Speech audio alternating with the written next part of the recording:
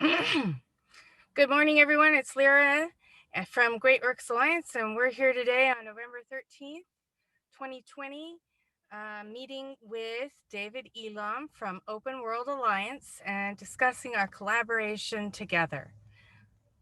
If you are interested in participating in collaborative efforts and Scrum meetings, please contact us at greatworksalliance@gmail.com. And you can also visit our site at greatworksalliance.com to get involved. And here we have David joining us. Hello, how are you doing? Hey, you all right? How are you? I'm Oh, doing I good.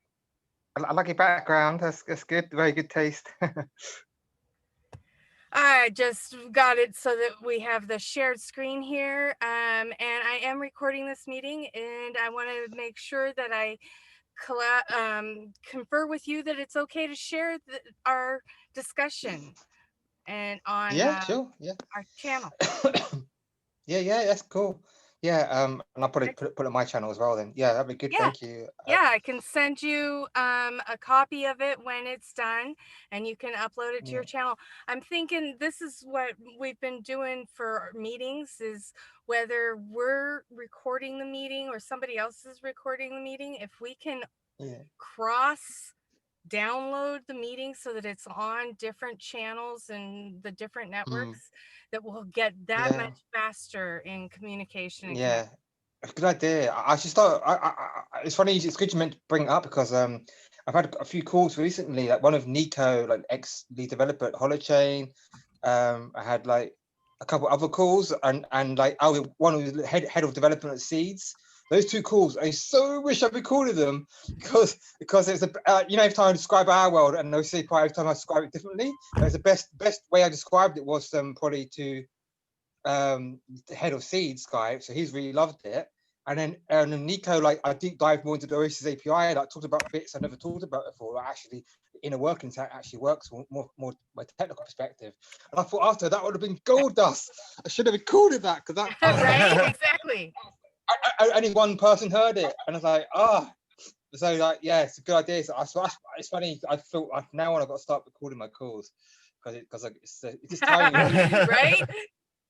Like it's like Groundhog Day for me, but it's fine when you're passionate. But just bear in mind, like guys, I'm really tired today again. Like it's just been like I had to rush to the bike shop. That's why I had to rush out because I haven't got a car. So it's my only form of transport is a bike, and I had to like get to this bike, half an hour walk, and then come back. And I'm not sure if you guys know, like I had a burnout in 2013, so I had problems with my health, Right. my energy levels since then, Yeah. with my adrenals, and that's on top of the autism, and I'm a super sensitive empath as well. So you probably saw in the Telegram groups, like I've had a lot of challenges. Like my whole life had challenges, but the last year and a half, it's just got into like ludicrous, ridiculous stage, and that's why it's hard to sometimes. I don't know how you guys feel, but I just don't get any work done because I'm most of the time resting and then doing yoga. The day I spent time meditating and doing gratitude prayers to raise my vibration because I was in such a depressed state early on. Because it's not my stuff, it's the collective. I woke up just feeling really angry and depressed, and I know it's what's going on in the States. So I pick it up on it. Like I don't want to, but because I'm so sensitive, I feel the whole collective, the whole planet I can feel, and then I get no work done. So like I just got to keep trusting the universe that somehow it's all going to work out. I believe in miracles, and somehow I will get the support and funding that I've been waiting 8 years for, even though I can't actually do any more work on the outer, but I'm still doing inner work. So and inner is more important than outer. So I'm hoping somewhere up there, the angels are going to like give me some blessing for doing the inner work. and then they're going to like just go, all right, here's some developers, here's some money. Finally, like I only wait 8 years for it, but it's divine timing, So that's like you probably saw that's my superhero journey because I had to. Right. Because Superman, right? He's in the Fortress of Solitude. Yeah, he learns to be Superman. His training is on his own. He doesn't do it on. He doesn't do it, on his own, doesn't he? I don't even want to be on my own. I want to have a team. Like you can't save the world on your own. Like Justice Dawn of Justice. You can't. Like, that's the thing. And Superman was dead, and then I think Hero stepped up. That's why I think it's happening. And literally, there's films. I'm like, one day I'm gonna write books about this stuff. Like I can do parallels to the comics and films to my life. Mm-hmm. Like I didn't grow up in a farm in Smallville, but so many other things are so similar. And it's literally, I know that I'm going to get funding right at 11th hour just before solstice. December 21st is when the Rainbow Bridge, Lumi says, and and the event and go on. So the Flash, I really do feel that. And a lot of people, other people will feel it. And the energy building up to that. That's why we're purging. Mhm. And it's just like the Superman films where I was dead, like now, like literally out, like literally lying in bed, like pretty much dead, but like not quite. But going for ego deaths though, so that's probably part of it. And then and the 11th hour, his girl comes along. I'm waiting for this girl to come along. Like my twin flame, I'm told is coming to me very soon. Like 11:11 activate. Like that was supposed to be a new moon tomorrow. I think she's going to contact me finally. I'm waiting like a long time. So I think my twin flame is going to come to me like right end of November, full moon. I feel, and in the last 2 weeks, it's going to be like Superman. Right, he turns up right at the last minute, doesn't he? And like, do you remember Butler goes, "I hope you're not too late, Superman," and then he flies and he saves the day. He helps all the other heroes. So all the heroes are fighting now. So I think I'm going to enter the world stage like literally 2 weeks before, like so a week before solstice. And that last boof push will be triggered event because the Our World will come onto the main stage. I'm going to launch a Kickstarter campaign, which I would appreciate support with that because I'm trying to do it on my own. So everyone can help me with that. It'd be great because it's hard when it's like trying to do everything on your own. Like trying to build all this technology. You've seen Our World and OCD Pride, and that's like the most ambitious technical project this world has ever seen. It's more bigger and ambitious than Google, Facebook, Microsoft, Holochain, all of them put together because it's Oasis, Ready Player One. I'm building the freaking Oasis on my own with burnout. I'm like, yeah, I might be Superman, but hello, I still at the minute until we ascend and get our powers back, I'm still like limited by the limitations of 3D. So like I still and with and I can't even do normal full-time hours. I'm just doing like maybe an hour a day, 2 hours, or sometimes I won't work for days. So I just have to like be in bed. But somehow this is going to be the story that's going to inspire everyone because if I could do that like against the odds, I created this amazing thing. I did the networking, the website, the blogs, everything all on my own. Like I didn't want to do it on my own. I tried to get a team, but like, I did all that with burnout, going through massive personal issues like autism, so much stuff I've been through, like addictions. I got it's a long story of all of it I've been through, and I still managed to create like this revolutionary platform like all that against the odds, and that's going to be a really inspiring story, and that's going to help motivate and inspire others to step up, like kind of thing, and release their own superhero journey. I know that's my role because the technology is only a small part of my mission. Like that, it's all about me, my story, about how that came to be. How I didn't just go, oh, I'm going to start building this in 2013 and then get funding and get a team. Like that didn't happen. That wasn't my path. And like that's why I had to make peace of that. I get a bit pissed off from like sometimes with CivX and stuff come along and they like start a year and then they get funding developers. I was like, hang on a minute, that's why I got really depressed again because many things like that. I'm like, well, where's my help? I've been asking for ages and doing all the inner work, doing everything right, but it wasn't. It's going to be so much more inspiring story that I managed to just never give up and I just kept going and going. And that symbol means hope. So that's what it is. Like it's hope. I got to keep the hope. And then I'm going to bring the hope. Exactly. And then I'm going to bring the hope. Look, so I'll show you. Like, you couldn't guess what I'm wearing underneath this. Like, so I'm just being Clark Kent mode now. So I was going to wear mine. I never take it off. It's dirty, so. And I got my Batgirl shirt on. See, there's my Batgirl. Oh, there you go. I should. What I should have done is I should have worn a shirt, shouldn't I? And then ripped it off when instead, like, and then you would have seen this underneath. That would have been better, like more Clark Kent style. But I didn't plan for that. But I just got quite hot because I got quite Anyway, and breathed.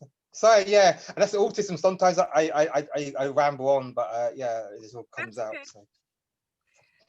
So how are you?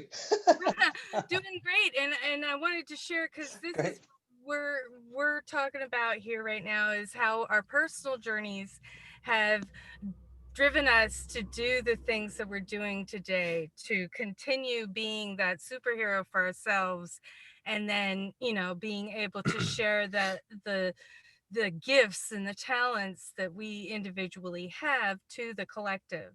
And for my personal journey, I was in a car accident when I was 11 years old, and I have gone through a lot in recovery from that. I had a traumatic brain injury, and then I learned to become a Reiki master, and I had a journey that was very painful for me that I have come out on the other side of, like the Phoenix. And I see that there's so much that my story personally can be identified with many others who have been through similar experiences, whether it's through a traumatic brain injury or being a victim, now a veteran of abuse, you know, and then also overcoming persecution and prejudice against myself, losing my children, you know, not ever, I haven't seen my children in over 9 years now. Same. I've seen them 9 years is mine not taken from me. This is why yeah, we've got similar paths, because we're like all like unleashing our superheroes, because that's why I love your thing, because we're all like superheroes, and like we're all, and Starseeds, and we all got like serious, I don't know what it is, you know, when we incarnated, we were like I always make a joke, like, I kind of see the world as a game, and I have like when you incarnate, it's like a difficulty setting. You're like easy, medium, hard, crazy, ludicrous setting. I know, ludicrous. We're pros, we're masters. We've done this for eons, for billions of years, right? We got this. We come down. How hard can it be? And now, and they're like, angels are like, are you sure? Are you sure? Because once you start the game, you can't change the difficulty. You can't reload your game. You have to finish. And like, yeah, we got this. And then you go down there, and they're like, and angels are like, Fiver, he doesn't do it. And then they're in the angel bar, and they're like, I told you. Like, and we're like, please, let me change the setting now. And that's what it's like. We always like signed up on the ludicrous setting, and then we massively and I think we all underestimated the task at hand. And like it looks so much easier when we're looking down up in the clouds. But now we're down in the trenches. This is the nature of a beast.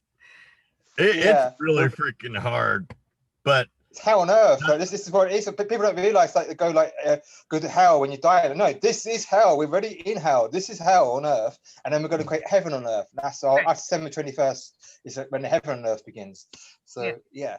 So we're and that's our collective mission here, as far as I have been able to see. And when I did go over to the other side, it took me years to remember, but I saw many of us in this hall all making an agreement that we were going to come back and do this, and we were going to do it right this time, and it was going to be fantastic. And we were all, you know, and it's like, yeah, there was going to be a lot of shit thrown at us that we were going to have to overcome.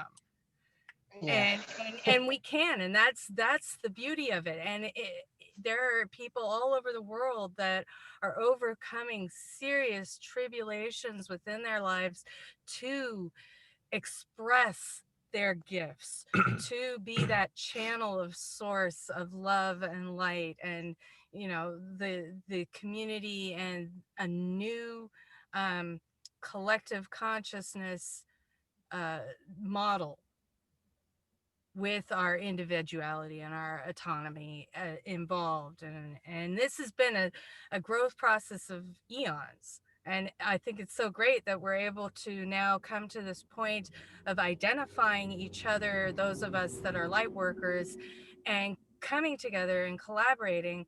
And one of the things that we have recognized is that the more that we can mesh the different organizations within their scope of operation into a collective federation, the more quickly the vision will manifest. And yes, so awesome. Exactly. Unity consciousness. This is why I'm so glad to meet you guys, because we're on the same page. You get it. You guys get it. Like it. I don't mean to be like it's hard to explain it. Like not from an ego perspective, but it's light workers, then there's light workers, and we're just older souls. That's all. We're not there. We're just older souls, and we just tapped into higher dimensions, and we can see the future, and we understand the power of unity consciousness. We actually embody it. We don't just read it in a textbook and that's a nice fluffy word we can use. we get it. We're not all like pixies, but we're like we're hardcore light workers, and I've been saying this for years. That's why it's frustrating. And me and Lumi like both been saying it, and finally I've got 2 more people finally can back it up. I keep saying, stop working in silos. Stop trying to do like crowdfunding on your own. Stop trying to like being because ego is all ego, and it's still operating in separation consciousness. Like, oh, I want to do it our way, my platform, no. We need to work together, and that is what I embody. That's what our world and Lucy is. That's my gift. That's what I bring to the world. Like It was the container, the thing that plugs everything else together, the way to interconnect everything. And we need to start working out how we connect. Like, I'm not sure we shouldn't call yesterday. Like, I always keep saying the same thing, like saying to plan guys, it's like you got integrations later. No, it's now. That's why because everything's going, oh, we're struggling, because you're not freaking unifying. If we unify and integrate, it's so simple. To me, I'm like, duh, it's like obvious. And you guys said it. So I'm sorry to say, you just touch a nail, you know, put the nerve of me, because I've been saying this for years and years and years, and my project would have been, all my projects would have been further ahead if we got together and stopped trying to compete and trying to like do everything on our own. Like, you know what I mean? It's like no, we've got to strengthen numbers, because the whole reason the dark wins is keeps us separated. That's how it is, divide and conquer. But when we integrate and work together and unify everything, that's where the power comes from. And that's why I just know universe upstairs and the angels are waiting for us to sort our shit out and put our egos aside and just come together as a freaking collective, and then go, right, now you can have the money, now you can have the abundance of resources. But it isn't going to unlock until we do that. And I keep saying this, and then people go, oh, that's your belief, that's your opinion. And I'm like, no, this is, do you, and I go, no, I'm awake, I'm spiritual. Really, do you understand how the universe works? Do you understand like what unity is? That's where we're going. So this is more of a therapy session, and this is why I'm getting like this, because I'm just like, it's been going on and on and on, and it's too late to be fluffy sugarcoat this anymore. I'm not having to get the people listening to this video, like get your freaking egos out of the way and start working together, start integrating, start talking, and start communicating, and start working out how you can work together and pull our resources together. It's not my team and your team, my membrane, your membrane. No, it's one planet, one team, one humanity. Like, we're one team. We're not freaking 10 teams. We're one freaking team.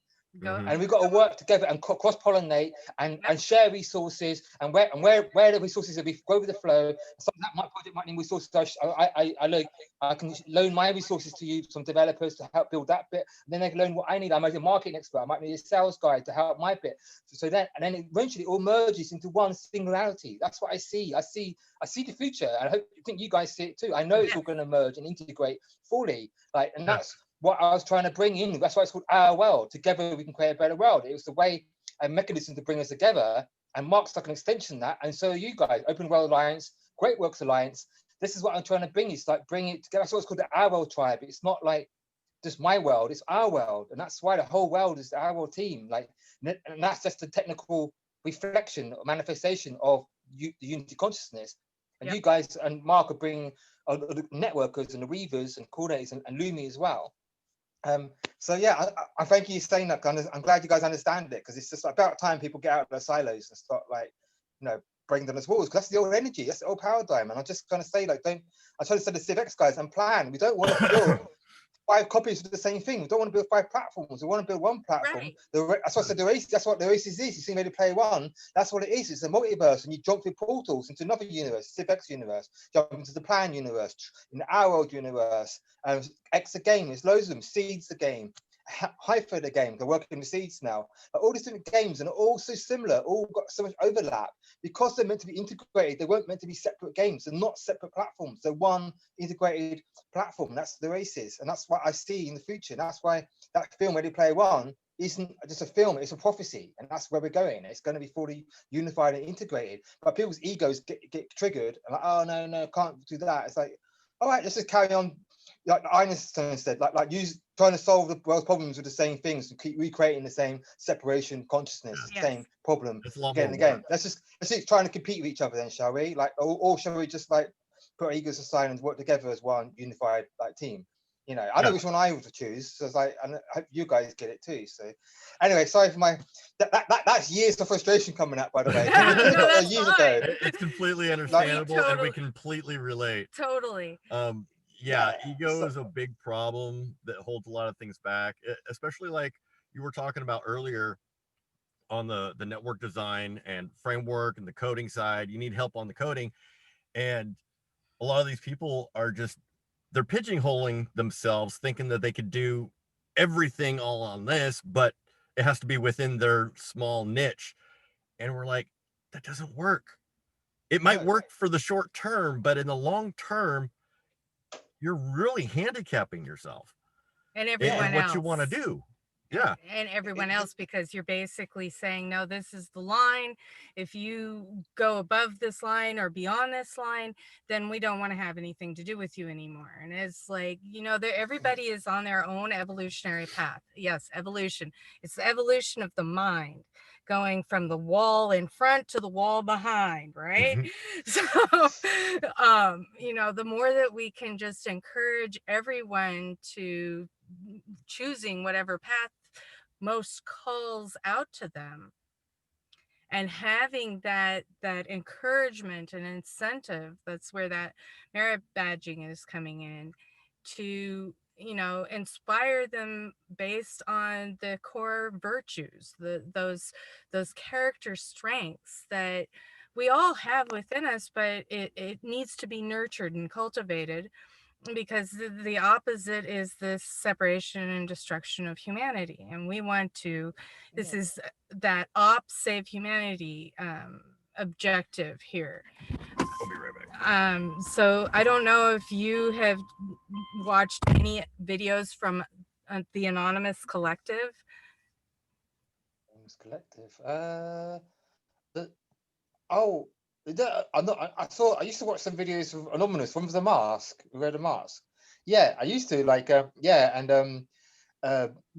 especially the original ones, and there's a film called V as well. Is it Yes. V for V Vendetta? for Victorious, yes.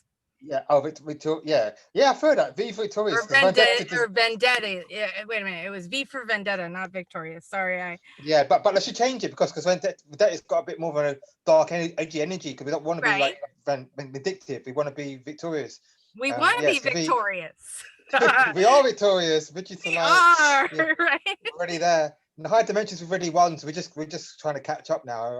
And I think December 21st is when it really lands. The mothership lands. I think December 21st. I got a good feeling, like as long as we start working together. Because sometimes I feel we're making it, but and then it's setback, another setback. You're like, oh, and then sometimes you feel people so stuck, kind of thing. I got my own stuff too. I'm doing my inner work, and I got abundance blocks and things. But one thing I never struggled with is unity consciousness, because that's one of my gifts. That's my gifts on the gene key, and like that's my gift is integration, unity consciousness, and gamification. I'm all about integrating everything and gamifying it. That's what how it is. It's a real-time simulation of the world. It's for integrating everything, not having those separate systems. And this is what I was trying to say to people, like Plan and that. Like, I love everything what they're doing, and Civex and Nico and everything else, and they're all like got so much overlap, but some parts we're wasting time, resources building what I've already built. Like I've already it's already got interoperability. It connects to everything. So like Plan trying to do that bit too, and Nico started doing a bit. And I chatted with Nico, so we worked out what piece we have each over there. But it's just like, but for me, it's all about trusting universe and divine timing. That's my lesson, was like divine timing, trust the universe, that the pieces will fit together in the right time, and just. But I just hope that people don't waste time building stuff that's already been built, or isn't their speciality, isn't their gift. Because like they're stronger in the UI. Why are you building the back end stuff that I'm stronger in? Like, you know what I mean? Like obviously they're really strong in UI and Unity, whereas I'm learning Unity, but I'm not stronger in the architecture, interoperability. So I started trying to say to Plan. I said to them before, like, don't worry about your bit on the bottom layer bit. I've already built that bit. That's what I was gifted, and you're obviously more gifted in Unity. And that's what I'm saying. But I can build your back end stuff, and then you build the front end, and then you can build the front end for my bits. And it's both in Unity. This is one example. It's just what I'm talking about. And it's like, but it just falls on deaf ears. I'm like, oh, okay, we just keep building the same thing. So what we want to do is we want to get everyone together in a meeting. That was the meeting we were sort of alluding to yesterday, with everybody who's in the tech departments and their different specialties and what their different gifts are in those tech departments. So we have already started a profile page that's for the tech department, which is all those different sectors. And the plan is to expand it out in a spreadsheet showing what each individual or organization has to offer on that tech side, and where they overlap, we can get some more clarity and synergy with when we have it in documentation. I mean, that was one of the things that Brandon was talking about yesterday from Plan Systems is it's all about the spreadsheets. So on his end, he's working on Plan Systems and the architecture there, but we are looking at the greater picture here, which is as Plan Systems is a part of the greater architecture of developing this new system that's going to work for everyone. And so the hope here in this next meeting that we're going to be scheduling, and we want to make sure that you're involved in this process, is that we can all come together and identify what each of us are doing and how that is effective when we're doing it together and understanding the main plan here. What's the main plan here? That we have a better system, a system that actually works, that, because we cannot fix the broken system, we create a system that will replace it, that the government will be begging for.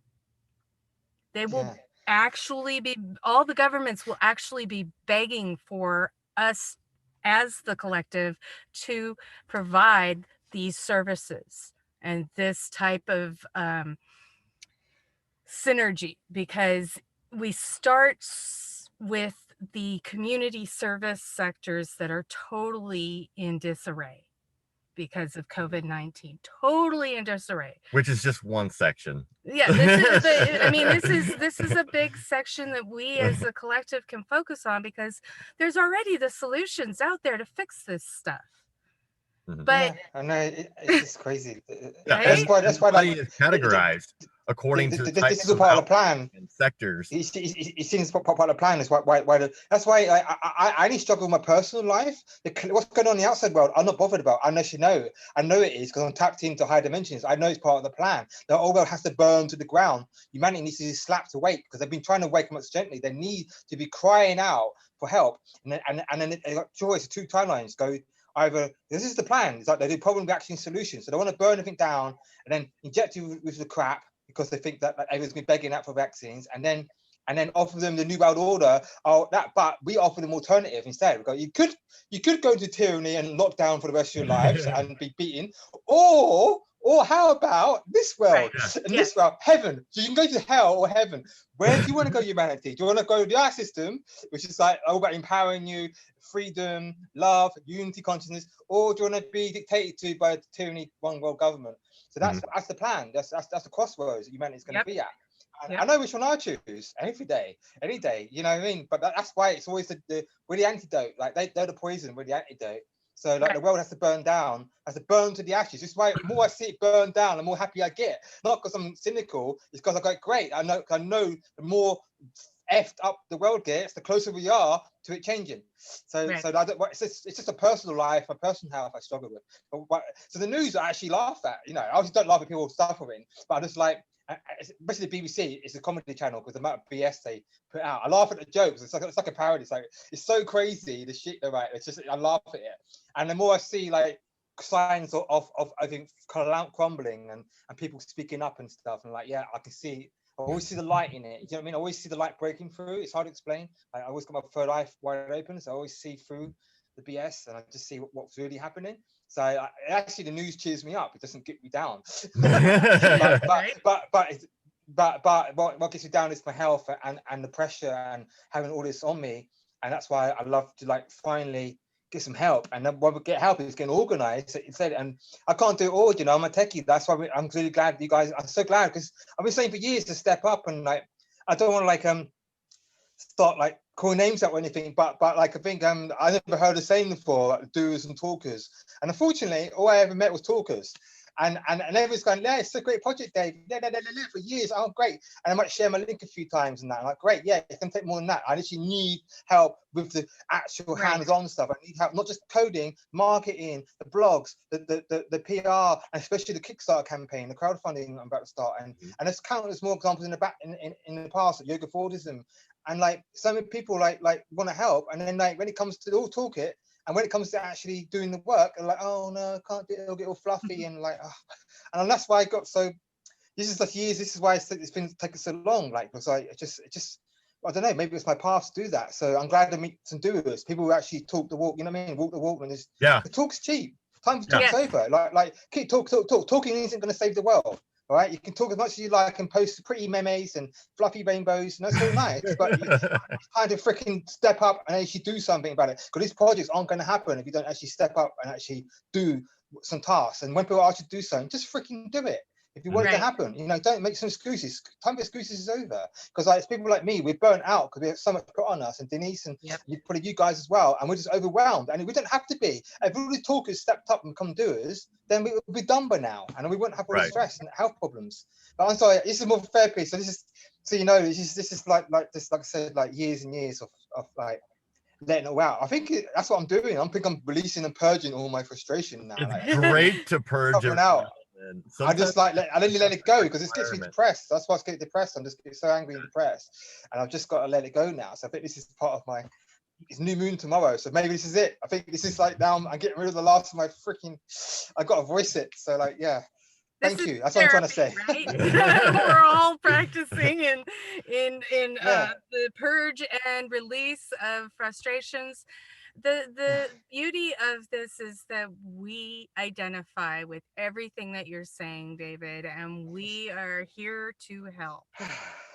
Yesterday, when I provided that meditation focus in the law of one, I meant it, you know, and we are all one here, and when one is harmed, all are harmed, and when one is helped, all are helped, and when one is healed, all are healed. And let's heal together. We're here to heal this planet together. And the most important thing to keep in mind when doing that is that we cannot do it alone.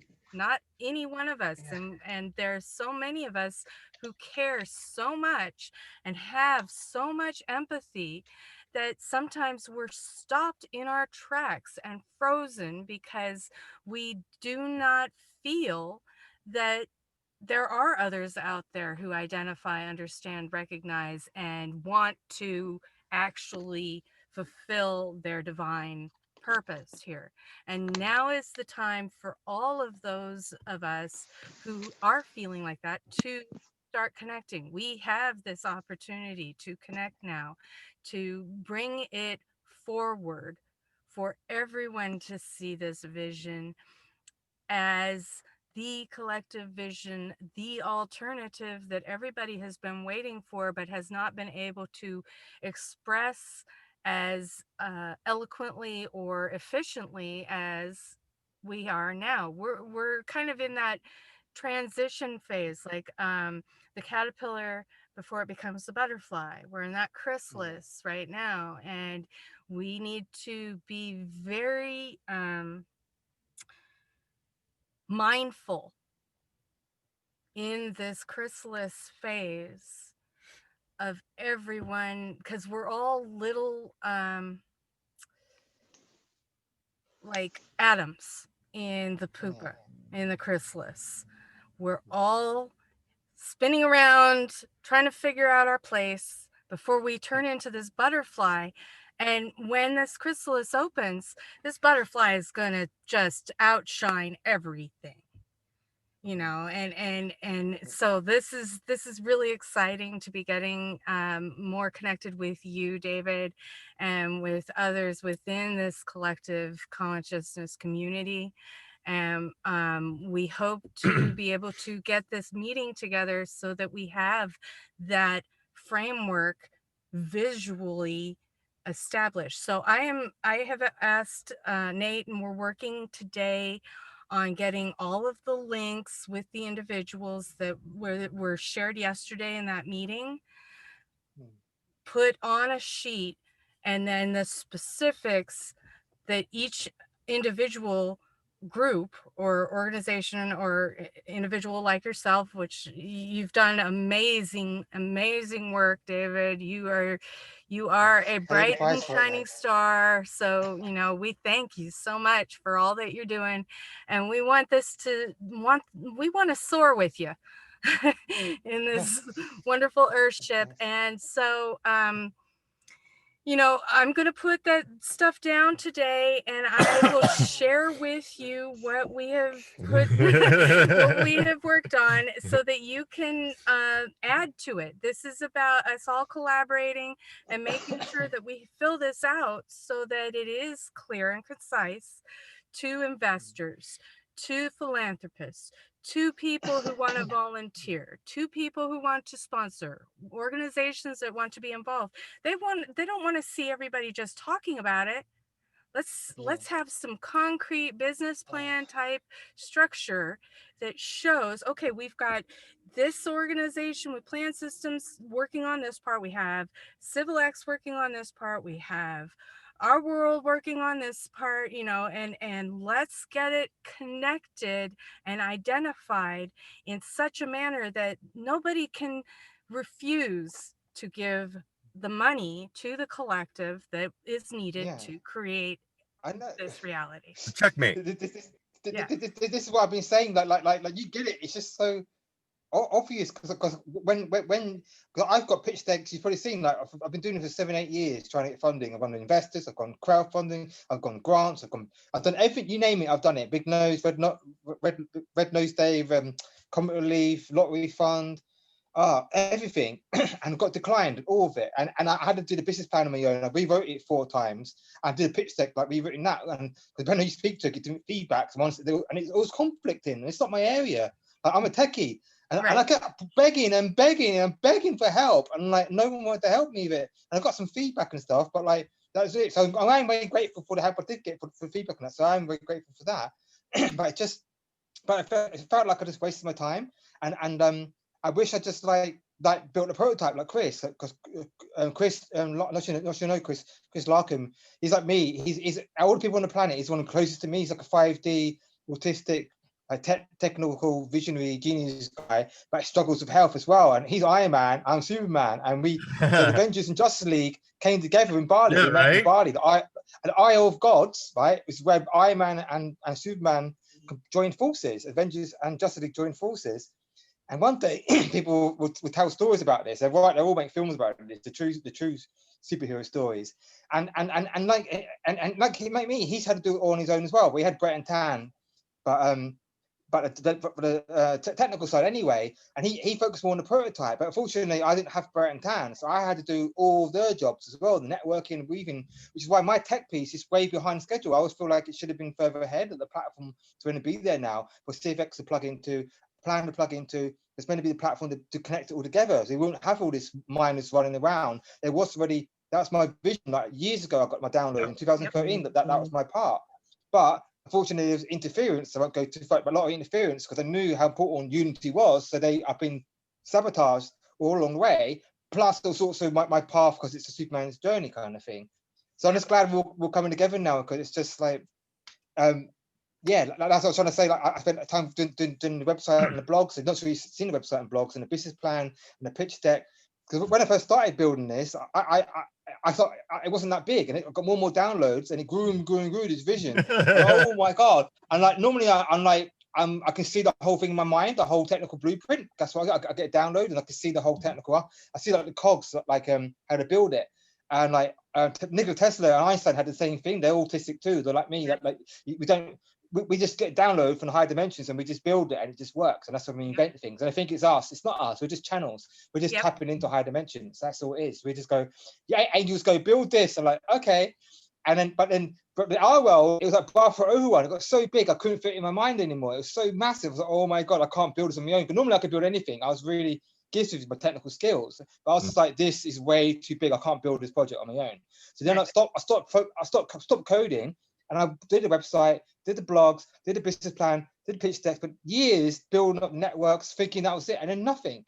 It was just like every post I did, no one responds. It's because I've been shadow banned, I've been blocked, I've been censored, I'm being interfered with in the fourth dimension of astral stuff, of entities, you name it. I know it is. I know because it won't, and the universe is saying sorry to me. You know, because I wasn't meant to have done it, but I know they can see what a threat this is, because this thing would have unified us all, would have brought us all together, and they can't have that, so they keep it separated, and knew how dangerous it was, and that's why. But now I was told that the spell is broken, supposedly 11/11 this year, just gone 2 days ago. This dark spell is broken, like I've heard, and that's why now supposedly it's all going to happen. And we're having this call 2 days after the spell is broken. So that's interesting. So I think now the interference and the roadblocks are going to be removed, and finally we can get on and freaking unify and integrate and get resources. Like you're saying, do you know how amazing it will look if we combine our team, if we show the teams that go all of our tech when you build this thing together? You really see it, don't you? You get it. It's not it's not hard.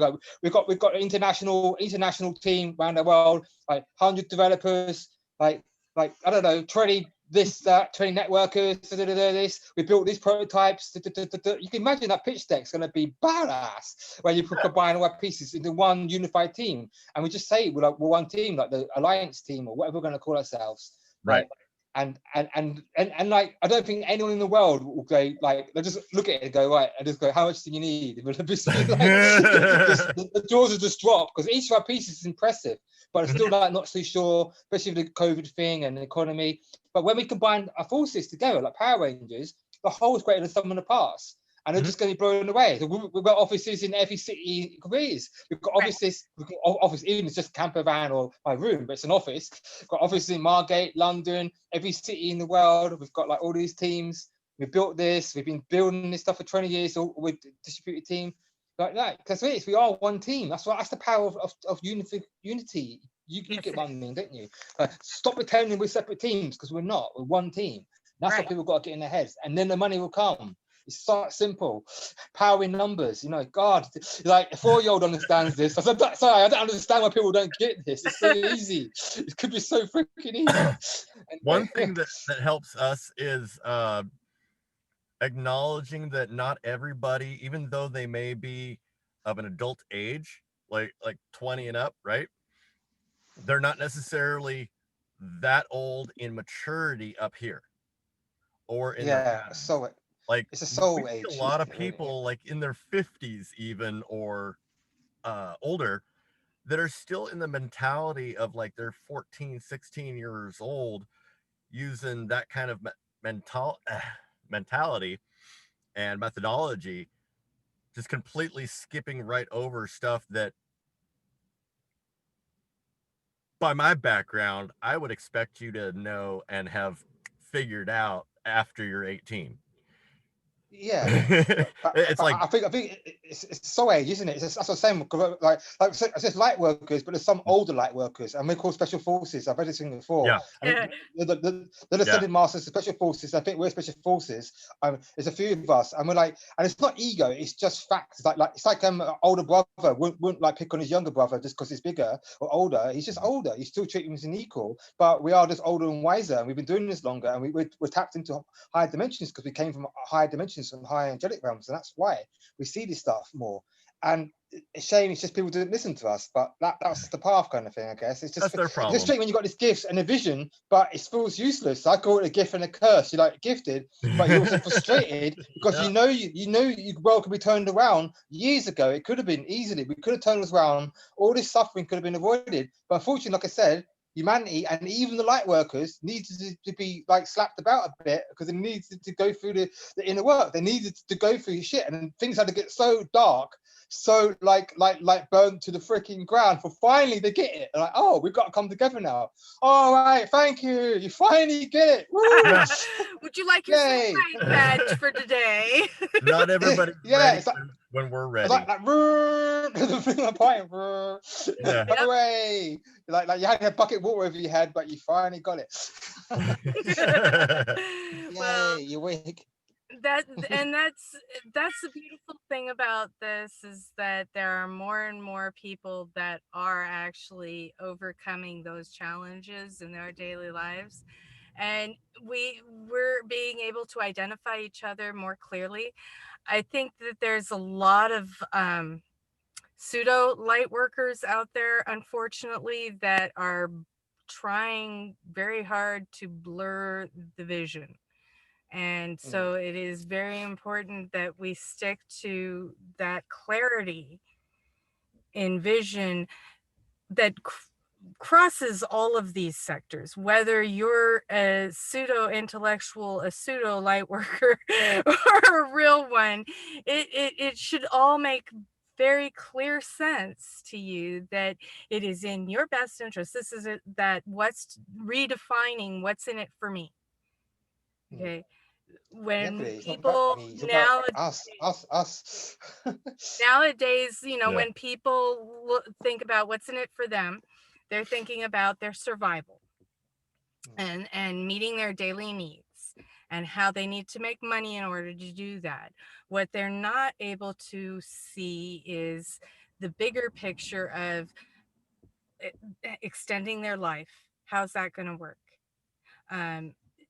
Being able to have a happy, fulfilling life. How does that work when you are at the grind of somebody else's paycheck and all you're doing is showing up so that you can barely live and barely survive? What we are here, you know, as a collective to do is to show that there is a better way, that there is more available to all of us when we work together, and that we don't have to struggle in our daily lives, and we don't have to be under somebody else's thumb, and that we can express ourselves in our passions and be happy and have a fulfilling life. And that's going to be hard for some people to, that's a hard pill for some people to Yeah, swallow, I do because get it it. also requires So responsibility. today I've been more yang, like normally, like I think it's because it's Friday the 13th. It's Friday the 13th as well, and the energy's a bit edgy today. So I woke up feeling like angry and depressed today for no reason. I think it's collective.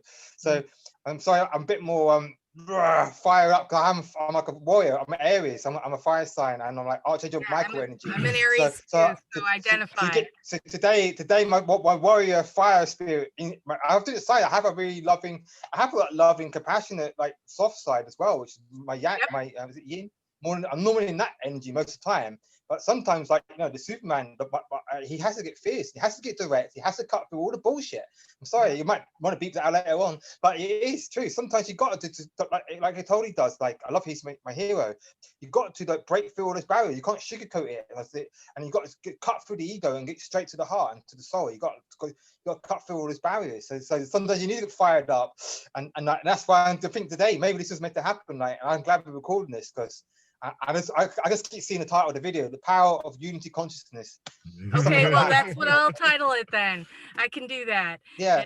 So the power of unity consciousness, or time to come together, or something like that along those lines is going to be. And that's what I've been banging on about for ages. So it's so great to have a mirror to reflect that back to me, because I normally can't even talk about this. I basically, if I'm honest, I gave up like trying to talk about this. That's what I got to that point where it's just fallen on deaf ears. It's wasting my energy and time. So I just had to surrender, and just trust in divine timing, because we was too far ahead of our time, and it wasn't time yet. And that's what I had to learn. That's my lesson. I had to learn patience. That's my soul content, learn patience. But now I feel it is time. This year, 2020, clear vision. It's like I said, the blinkers are finally getting moved. The wall's coming out, and right? And now 11/11 activation, and now we're having this call. I mean, that is not. I don't think it's coincidence. It's all synchronicities. I know. There's nothing that is coincidental. We are all fire signs. So Nathan is a Sagittarius. Oh, exactly. That's why I am. Fire. I'm an Aries. You're an Aries. You know, a lot of the and I have my own belief about the astrology systems, and in my experience, being a certain sign is the challenge of overcoming the negative potential of that sign. Mine's really hard. Most people are scared, you know, completely flee from other Sagittari. You know, it's kind of like either this way or that way. Like someone's really immature, or they're really assertive and wise, and they're gonna really show you that that's not the way that they are. You know, what level of advancement are you? And the Sagittari, from my understanding, is quite broad, and most people assume what's not actually there with me. I just am what I am. I don't feel, yeah, I feel good, really good energy from both of you, kind of thing. Yeah, I don't, you seem really laid back and chilled out, and but you like me, because I'm the same. I'm really chilled out guy and easygoing, but I have a fire underneath as well. It's kind of like I'm really chilled out and passive and that, but like if you cross me and push my buttons too far, then the Phoenix comes out, and the Superman is like, right, no, and then I go into fire mode. Yeah, exactly. Flame on! The whole room burns, and then everyone is just charcoal until I'm done. Like, wow. Yeah. But after that, and then I things like get over really quickly, because there's autism as well. Like, anyway, so who was that point? Oh, like, nothing happened, and everyone's just like, oh. I just whistling my happy dual tune to myself again. Yep. Well, we can be that's me. I get it off my chest, and then I'm done. I'm like, I spike quickly, but I'm down again quickly. I mean, it seems like we all prefer to be in the mellow state and go with the flow, you know, and walk in that groove that where we all just jive in harmony. But if you're not in harmony, then we're gonna have some issues, okay? No, I'm joking. Yeah.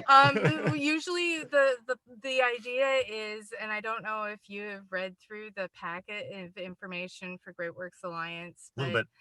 There is in there a section on conflict resolution, and how in the pillars of ethics, if a person fails to abide by the ethical conduct standards, there's a process where we check in with them, you know, where we see about how that conflict can be resolved without removing them from the collective, you know, from the alliance, and how that can be remedied. And it's kind of like the conflict resolution and through positive psychology. And this is not only for organizations, but individuals who are players within the community.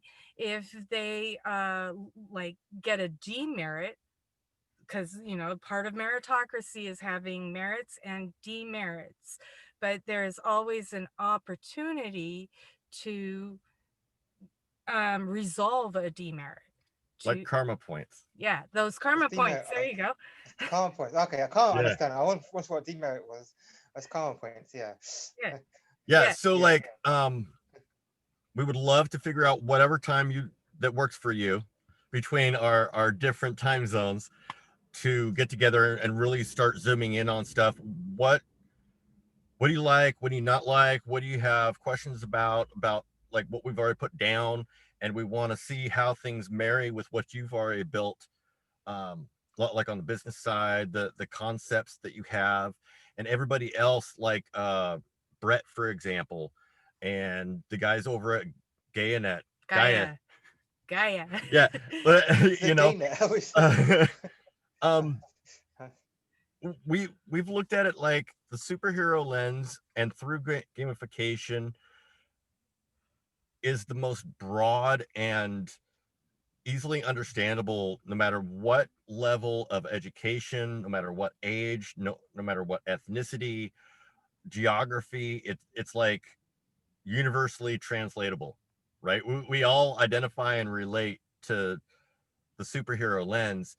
And so we wanted to aim towards a flagship model where this is what you do based on all this research. You can't argue it. If you don't like the lens, that's fine. We have lots of other lenses available, like through the spiritual lens, 5D, what have you, right? Or we want to focus on what works as the baseline, like for your health. What is the baseline? We need to take a reading of where you are right now, like without any medications, see how your body is operating, and then find out what can we do to optimize its efficiency for your overall quality of life and quality of health, right? So that's a lot of the things we've been trying to zoom in on, and positive psychology is just one of those areas. And karma and all these other things we want to be able to overlap as different layers, where you can zoom in through that lens, or you can look at it all stacked up. It doesn't matter. on a technical aspect, to use as an analogy, let's say we're going to look at Office 365, Open Office, and whatever else. And then we're going to look at the feature sets and what goes all the way across the board. And then we're going to look at what is agnostic for the platform. What covers all the bases all across the board, and they're not kicked out because they just don't take the forefront as the foundation. They're an additional layer that just needs a little bit more work, and they're invited to add to it in whatever capacity that they want. Cool. Yeah, I like everything you're saying. I'm really looking forward to exploring all this more, and how we're going to integrate, because I think our stuff's going to integrate really well, because it's all downloaded in pieces. Like I always say, same people looking at the same mountain, but just from different perspectives, different sides. Right. And like I was going to say, like, I love your name, by the way. I was going to say to you for ages, because Great Works Alliance, that's a really great name, because it's like that's exactly what it is, isn't it? It's great work we're building and an alliance. So and then the whole superhero thing as well. Like, it's just so much alignment we have already. It's crazy. Like I think you've already seen like how it's hard to explain. Like I got yoga for autism, you know, and that's about unleash your full potential and unleash your superhero. And our world is like a gamification, a real-time simulation of the planet, and teaching people how to become better version of themselves. And it's a superhero training platform in a way, because you actually level up the karma, you unlock special gifts and special abilities, and then you learn to fly, you get telekinesis. So it's incentive to gain more karma, so incentive to do more good in the world and to improve yourself, because in the game, do you want to walk around like on a foot, or do you want to be a superhero flying around the world? You know, which one do you want to be? But you got to put the work in. It's not like other games where you just choose a character and then you've got that. No, you got to work at it, and it's just that's why it's a real-time simulation. It's a digital twin. And then the third part of it is the Justice League Academy. I'm about to launch soon, so that's think you guys can really help with that, because everyone can help with it, because it's an open platform. Again, all this came to me in 2013. I've had all these downloads in 2013, but I've been trying to bring it to the world. It's been another matter. But Justice League Academy is like a training course, a free training course, to teach people like everything I know, like about making apps and games and websites. Initially, that they get to like work on real world application, which is our world, and the apps that plug into it. And most training courses, you work on like a dummy application and you throw it away. Like, it's what a waste of time. But this you actually work in real life stuff. It's actually helping the world. So you feel good, but from day one, like you're actually learning, and I trust them to work on a real life code, because I'm going to peer code it, check it anyway. So it won't break anything. And it won't get technical. But when you check it in, I check it, and then like a teacher, I mark it and then send it back to them. It's kind of like that. And then actually one thing we came up with as a possible idea for incentivization on people interacting is challenging them to break the system. Yeah, I don't mind. I don't mind. And it shows that I trust them and I believe them. That's the whole point of it. It's because I want to believe in people stop believing in themselves. So it's originally created for other autistic people like myself. I know there's other geniuses out there who better help me build this technology. Like, it's way light years ahead of what's been built now. I mean, like, big tech look like caveman technology, basically, what we're building. And then that's how we win. We make them obsolete overnight. And that's what Oaisis is going to do. That's why in the Oaisis, so tangent again, I do that a lot, the autism. Ready Player One, IOI is Google and Facebook, if you haven't worked it out in the film. They're trying to buy the Oasis and fill it with adverts, and I'm never going to sell it. It's never going to be for sale. Anyway, there's no price on it. I'm not doing it for money. I'm doing it for love and for healing the planet. But this training course is for everyone, having believe in themselves again, because everyone's got a gift for the world, and we want to help find that gift and hone it. And it's basically for and then expand it to the unemployed, the homeless, kids on the streets, disadvantaged people coming out of prison. It's all people that the world's turned their back on. And now with the COVID thing, that's what I was saying, it's a golden opportunity. That's why I found out these projects weren't meant for 2013. They were meant for now. I had 7 years to prepare and lay the foundations, and that's what I've been doing. And now it's time to unleash it onto the world, because now with the lockdown and people are at home and the kids can be homeschooled, it's a perfect time to release the Justice League Academy. And the training course is combined with mindfulness and meditation and yoga and nutrition, holistic lifestyle, mindfulness. So it's teaching people how you balance the coding and the learning with breaking up with meditation and mindfulness, because you're much more effective at learning and programming if you break up a day with that. So my dream was to have a yoga studio downstairs, and then like, the training course or the offices where you code in above. And whenever you get stressed or need time out, not like other places when you change your desk, you can go and do some meditation and or do some yoga, and it's going to empower them. And we're going to show that statistically that it's way more effective to do that than break it up and do your own hours and combine the spiritual practice with the learning and the coding and the working, and then take that template into enterprises, into businesses, and then like a training for businesses. And then all this I had big dreamer, big thinker. I had all this, well, not me, I downloaded it all. I'm just a bigger, I've got a bigger antenna, that's all. So that's why I say, like, it's not just come from our minds, it comes from source. It just depends on how much you can pick up on with your antennas. Well, it's not we just got longer antennas, that's all.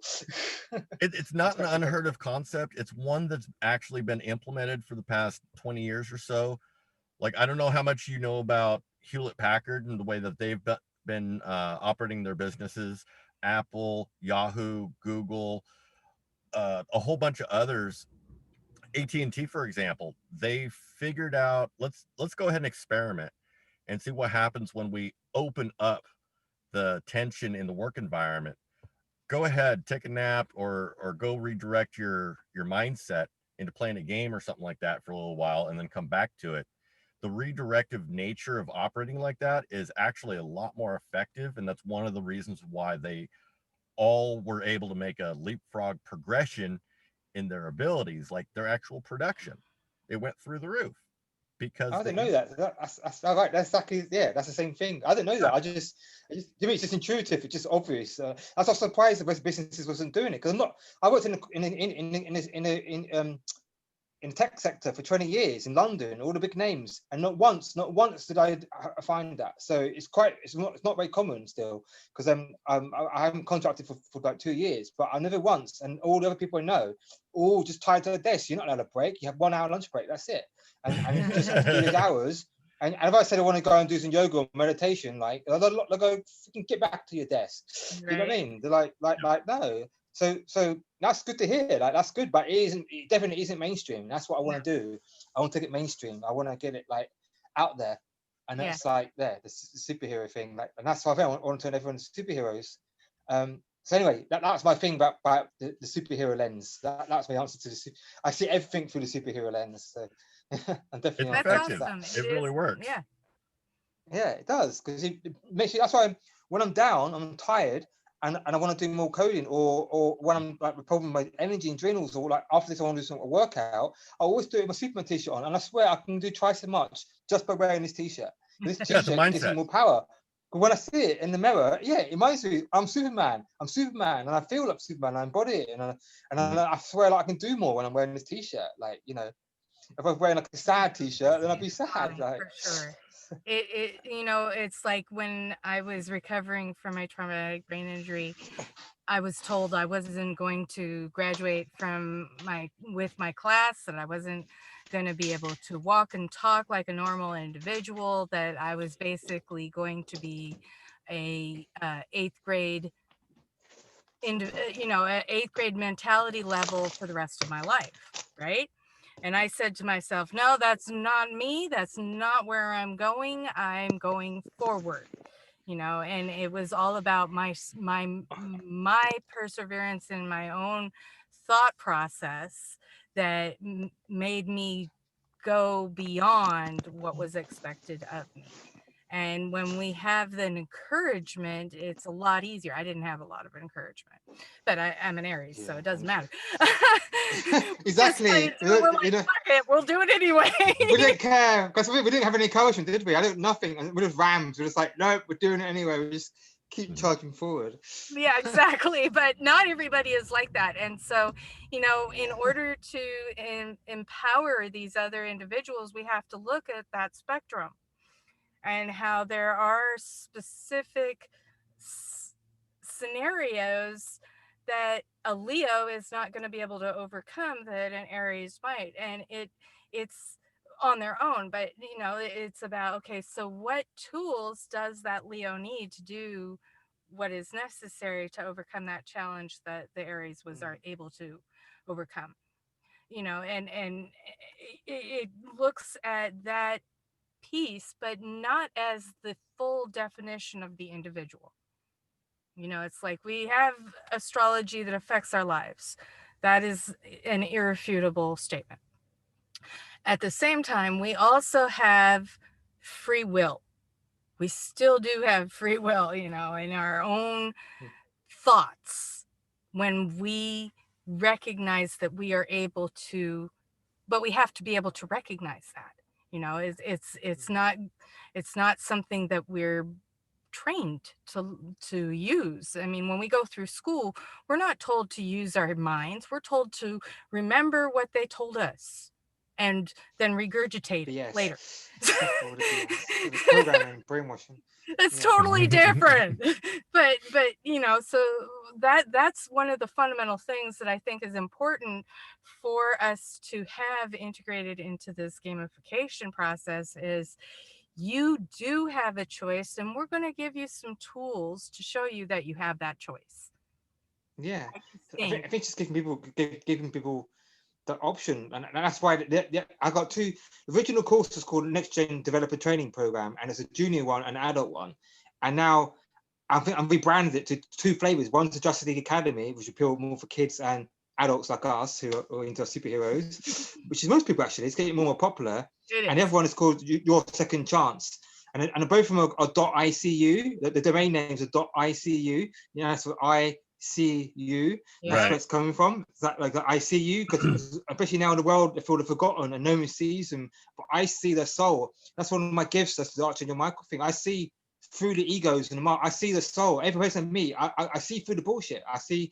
My third eye is fully activated, so I can just see each person's full potential. I want to meet them. I can see their soul, their light, and I know who they are more than they do sometimes. And I see through all the crap, and I'm just like, no, I see the heart. So I don't see the mind, I see the heart.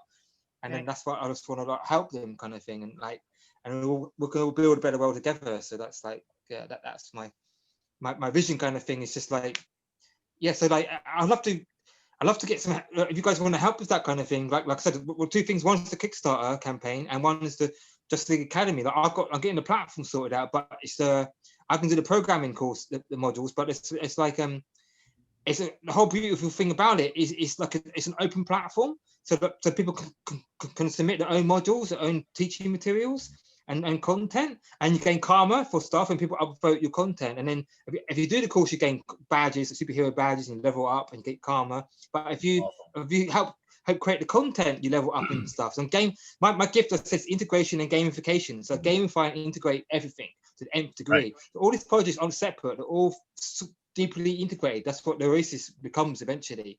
That's why Ready Player One. That's where it's going to come. But at the beginning, it looked like separate things, but I already know how to all connect, and the way they connect is the Avatar Karma system and Oasis API. So this is built on top of that. And then you've got like the yoga fortism is going to plug into that, so you get karma for doing yoga. You get even more karma for teaching yoga. You know, you get badges. You get level up that yogi master, yogi Padawan learner. You know, and you just kind of like like level up, and you eventually become like Jedi badge. If you might meditate enough a day, and you start levitating things. In the game, you better levitate. You know, that's what I'm talking about, kind of thing. Like our world is like the fun mothership, the thing that plugs it into, but all these things, satellite things, plug into it. So I've got like Yoga Fortism, Justice League Academy, other little apps, and it's open to everyone. So, but it's an ecosystem. It's a platform. So like you'll have a thing in there too. So you get the vision, kind of thing. It's like it's the new internet. It's not. I say it's not just a game or a platform. It's like the new internet. You don't need to, and you can launch your stuff. So you can have like the Great Works Alliance. I don't know what object they use to represent that, but in our world, I'd be like well, I mean, it's another example, like Green Earth Vision. That'd be like a tree, like a big giant tree in the middle of in our world or on the map. And then you go into the tree and you open the door, and then it'll give you like summary stats of where you got to, and then you can launch the app from within our world. So it becomes, you don't have to go back into Google. You don't need iOS or Android or Linux or Windows or Chrome browser anymore. And that's why I had all this for years. And then Ready Player One, I saw that. That is what it is. You see that? They don't alt tab into another thing. Oasis is everything. It's everything, all interconnected. And you jump through the portals, you can do everything. Your business, your video conferencing, your emails, whatever you want, your shopping. That's my vision. So you can see it's been quite a lot of pressure on me to try. But now I find others have got to share the same vision. That's why we divided it up into teams. We have 30 teams on the ticket system now, and so, you know, the more that we can get individuals on each of those teams to tackle each section, and so, okay, there's like 50 things going on in my head. But I know, that's it. Join the club. Right.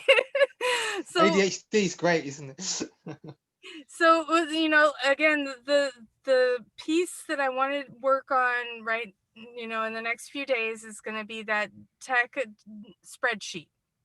Okay, and I will send you the spreadsheet when I've got the main listings out, and then we can maybe schedule a time to do a scrum meeting, work meeting, to see like the specific tools each organization has listed out, and then we do check boxes because we have the organizations on the one column, and then we have along the top we have the different tools and resources each organization has, and then we'll have check boxes, and then we can start looking at it in real time, and everybody who is coming in can be added and do the check boxes for what they're adding as well, and we can expand it beyond what is currently being offered for tools and services to, you know, for what we're looking at, what we need. But first we have to get a really good handle on what we have collectively. So that's everything. We've got everything we need. Like we're all doing amazing stuff, and like and I think some people are going to be shocked that when we put it all down, like one collect it all together, it's just going to be like what Google, what Apple, there's nothing compared to what we've got. Right? like one just one of our pieces, like look at us, the Civex Plan, Our World, Holochain, like Chris's stuff, HoloWeb, like each piece is just like mind blowing and a game changer on their own. But when they're all together, integrated as one team, that's what I mean, banging on about. Like, I won't go over it again. You get it. Like it's unstoppable. It's unfreaking stoppable. There's nothing in this world, in this universe, in the whole universe that can stop that. It's impossible to stop it because it's a force to be reckoned with. And that's when Avengers and Justice Leagues explodes onto the world stage. That's when heroes and X-Men were going to like take over the planet. And the big tech got to do nothing about it, because they're going to be obsolete overnight. But the thing I don't want to, I come forward, love. Like I said this to them, said I want to meet Zuckerberg and try and turn him around, and I was told no, don't, because he won't go into that too much because he's like one of the lost souls, and like, but that's my heart kind of thing. I can forgive, and I'm like, I have compassion, and all of them, like if they reform their ways and they want to come and join us, obviously have to be seriously vetted and watch them very carefully. We've got a lot of trust to build. But I believe in forgiveness and your second chance. I'll give them a second chance too. I don't want to like say that's it, but it's like join us or be obliterated. Basically, if you join us or be obsolete, because you're either going to come to our site way of seeing things, build a better world, or you're going to be dissolved because you're just going to crumble. It's your choice. Well, so like it's that quite shift. Fair. It's that shift. So there can be, as we all recognize, there are multiple levels of universes, and quantum physics tells us that there are 11 dimensions, you know, and so dimensionally speaking, we are currently a fourth dimensional being expressing in a third dimensional reality, right? And when we get to that position of being fifth dimensional beings, the obstacles do disappear. And there's actually a meditation that I learned when I began my Reiki training, which is the object of my objection is simply an expression of my loving kindness. And this is something that, you know, I use when I'm feeling other people's pain, because I can either absorb that pain and let it affect me physically, or I can say, I'm absorbing it and diffusing it. It does not affect me. It does not affect others. It is transposed and then transfused into light. So because we are all just fractal reflections of light, and the darker reflections can change color, and when they pass through a light being, that is that purification. So you are a light being, I'm a light being, Nate's a light being. And when we can say to ourselves, this is not my pain, but I can cleanse this pain and let it go away, then we're basically cleansing the ether. You know, that which we are all a part of, that ether where we get all of our information and downloads when we ask for them. And this is something that I think people should be able to understand on just an intellectual level. When you ask questions and you just leave your mind open, eventually you get an answer. Yeah. And usually that answer is an accurate answer to the question that you asked. And if we can impress upon people to become more observant in their reality as observers, and when they ask those questions not to be emotionally charged or challenged, then I think that we'll have some more clarity for everyone. Yeah, agreed. Just so sometimes like I'm talking and reflecting on what you're saying, and then I kind of like fly off and like little bees ADHD, but I call it ADHD attention dialed into higher dimensions. It's like we just kind of processing what you're saying, and it brings up other stuff, and then it goes a little threads, and then like it's like I'm like still listening, but my subconscious is going off in little freaking multi-threading. I say things like computers. It's like one of these different things, and I'm just. Well, that's what it's supposed to do. Doing lessons and things. And like little memories come up, and then I'm like, oh, that's interesting. Put a pin in that, and then another little bee will buzzing around. Like, oh, okay, put a pin in that. So you have the whirlwind 2 in your head. Okay, yes. We can identify. It's hard, and that's why I start to have sleep challenges. Like that's when if I get woken up, I can never get back to sleep. It's so annoying, and that's before all the energy's going up and up. Like, I always just struggle in a full moon. But last couple of years, it's just got ridiculous. And that's why when I was in Bali, I used to swim in the sea. And that's the only way I could sleep. That's what I need to do. But in UK, it's too cold now, especially now in November. I really want to swim in the sea. So instead of doing my yoga, doing my weights, and I've got my bike as well, which I just got back today, like I said, so I was late. But like they will really help a lot, especially the yoga the most. So I create yoga for autism. But it's not the same. Like I need to physically tire myself out, and the swimming is so healing and therapeutic. It's like, but it cleanses the auras, the body. It gives you the sea air, the sea salt, all of it. It's like it's a miracle. My 2 favorite things is definitely swimming in the sea and yoga. For autism, they're the 2. If people listening for autism, they're the 2 most effective solutions: is swimming in the sea and yoga. Like I found, right? They're do you have miracles? Do you have a bathtub where you're at? Yeah, that's every night. After this call, I do my weights, Superman training, and then I'm going to do my yoga, and then my salt bath. I have like a pink Himalayan salt bath. Oh, you do the pink Himalayan salt. That's cool. This is why I get nothing done. You know what I was saying before. Like my wind down is it's not. I have people. Oh, it's 10 o'clock, time to go to bed. No, me, I got to start winding down at 6 o'clock. Right. Like I got to like do my I eat, then I got to do my yoga, then I got to do my qigong, then I got to read, not do bath, then I got to read, and then sort out other stuff, and then that's it. And before I know it, it's like every night I'm late, and that's my weakness. Is my timekeeping. I'm not used to time. Higher dimensions is the time, and I haven't had much experience in the body. That's what autism is. Yeah. So like I struggle with my organization and time skills. You know, you might see I struggle. I'm challenged in that stuff. I can't deal with 3D. I really struggle with 3D stuff. Like time is something I really struggle with. And every day I'm like, right, got to do it earlier. But then I don't start working late. So then I'm trying to finish the thing working because I'm trying to get this done. So then I run late, and then my health, my adrenals seem to repair between 10 and 1, and a new energy wave comes in at 11 o'clock. So that stops me sleeping. So then I'm up to 1 o'clock in the morning again. And next day I'm wiped out because of it.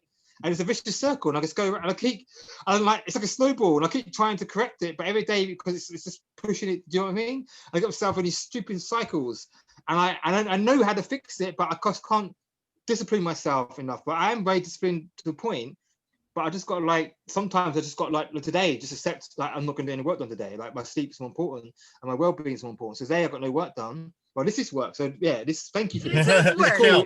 It counts. Yeah, Not the work. So, valuing, yeah. not placing enough value on things that seem trivial yet productive. It is one area that a lot of people lack in, and adds to depression. Like, I'm not worth a whole lot because I went and did this, and didn't see anything, while not recognizing the value that was put into that. Even though, like, if you're sick and you get your mindset into something else that gets your mind into a positive state of mind, that's very healthy, and there's a lot of value into that.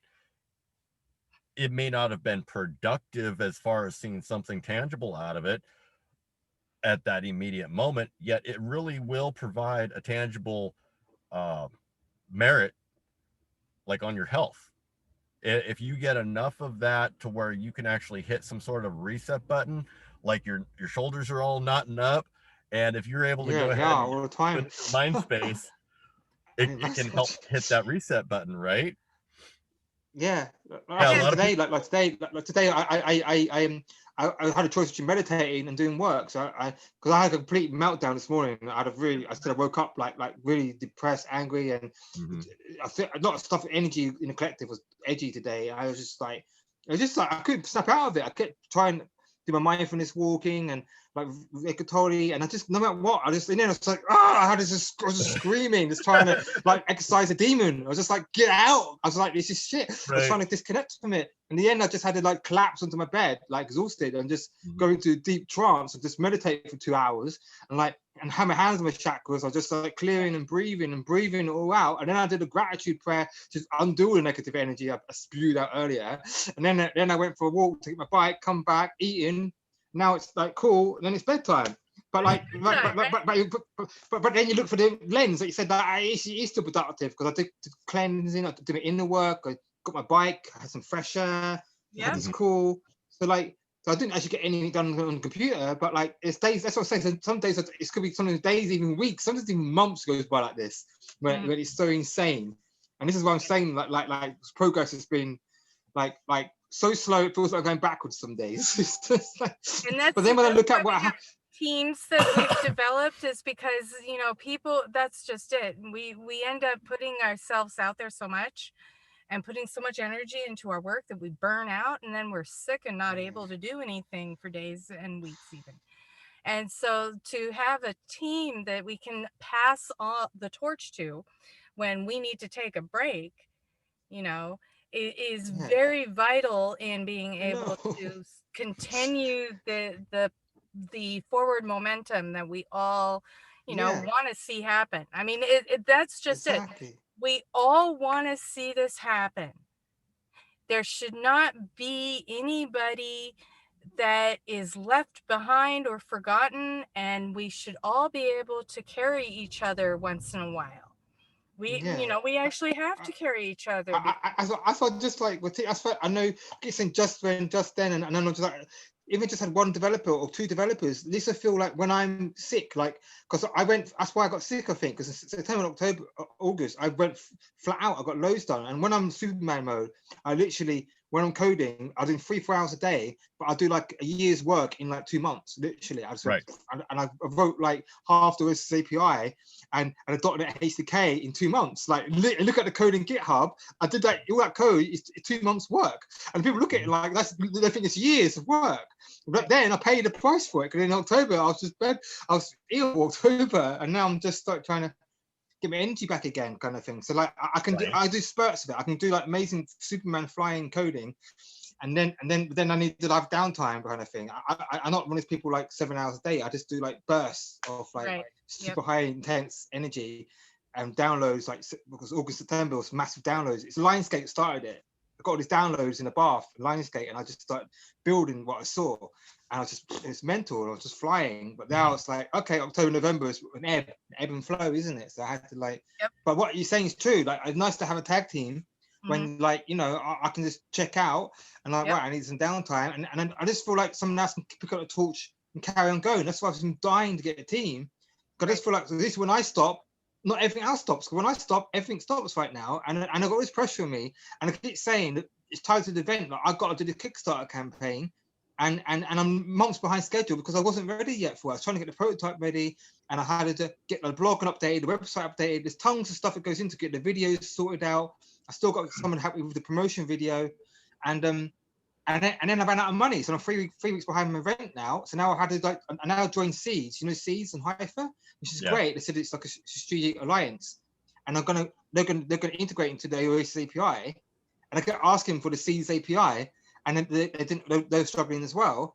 And then like Spirit is like just brought us together, and I kept getting join Seeds, but it literally meant join Seeds. So now part of their team. I'm onboarded to Haifa, so I work part-time for them.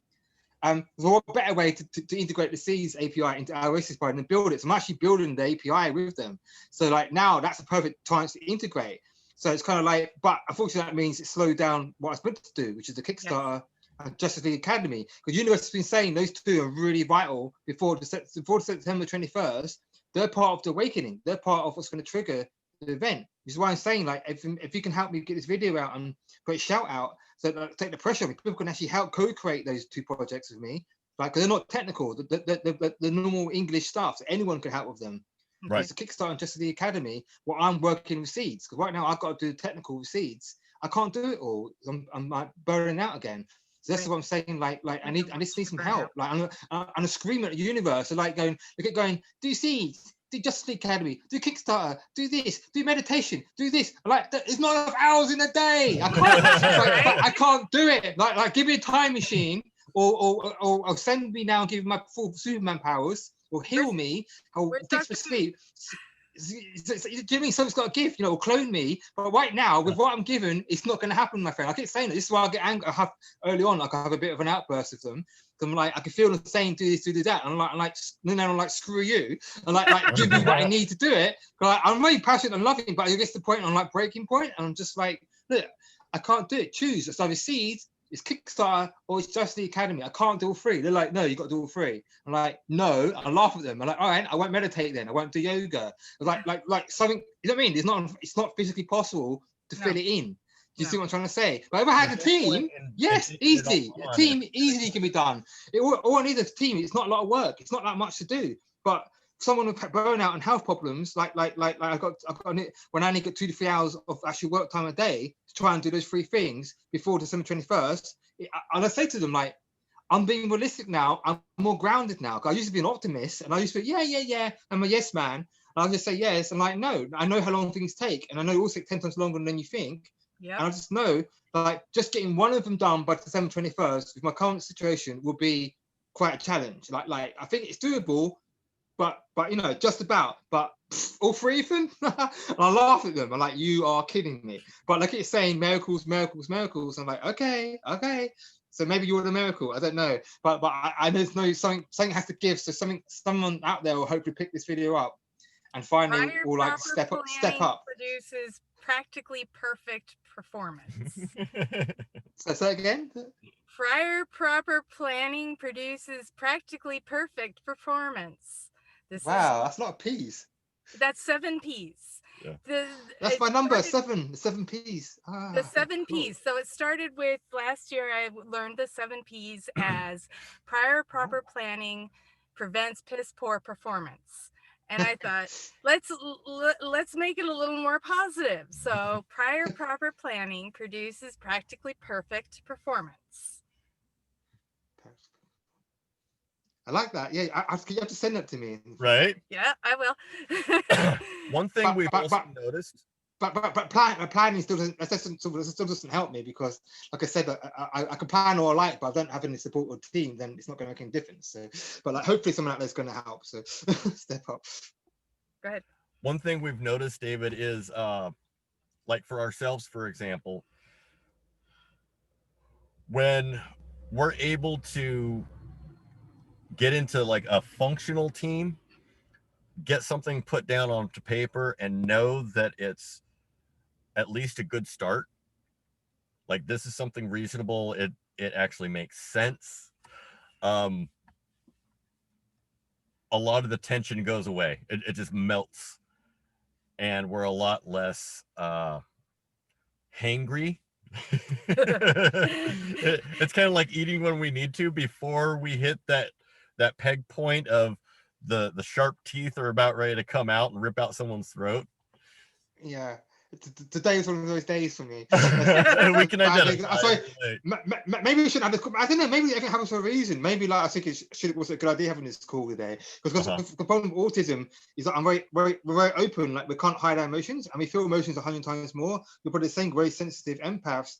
And if I'm in a bad mood, then I can't hide it. I can't. People go, well, just at work. It's funny. Go, how are you, David? And the English, very British thing. Go, fine, fine. Fine, even you're not fine. Like, they used to ask me, and they used to ask me when you're making a cup of tea in the kitchen, how are you? They're like, wow. And I'm like, 10 minutes later, I'm like, wow. I'm like, you asked me, and I'm like trying to step it, edging back out of the kitchen. And I'm like, well, don't ask me. You don't want to have the answer.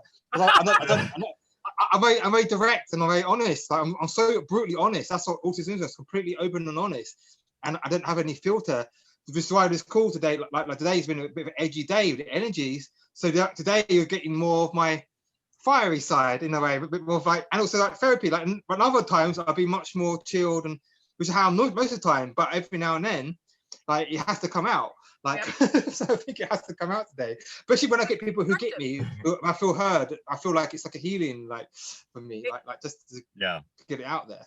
David, I want to add that whenever I'm not sleeping and you want to purge, you want to get into the ring with someone, He's good at it.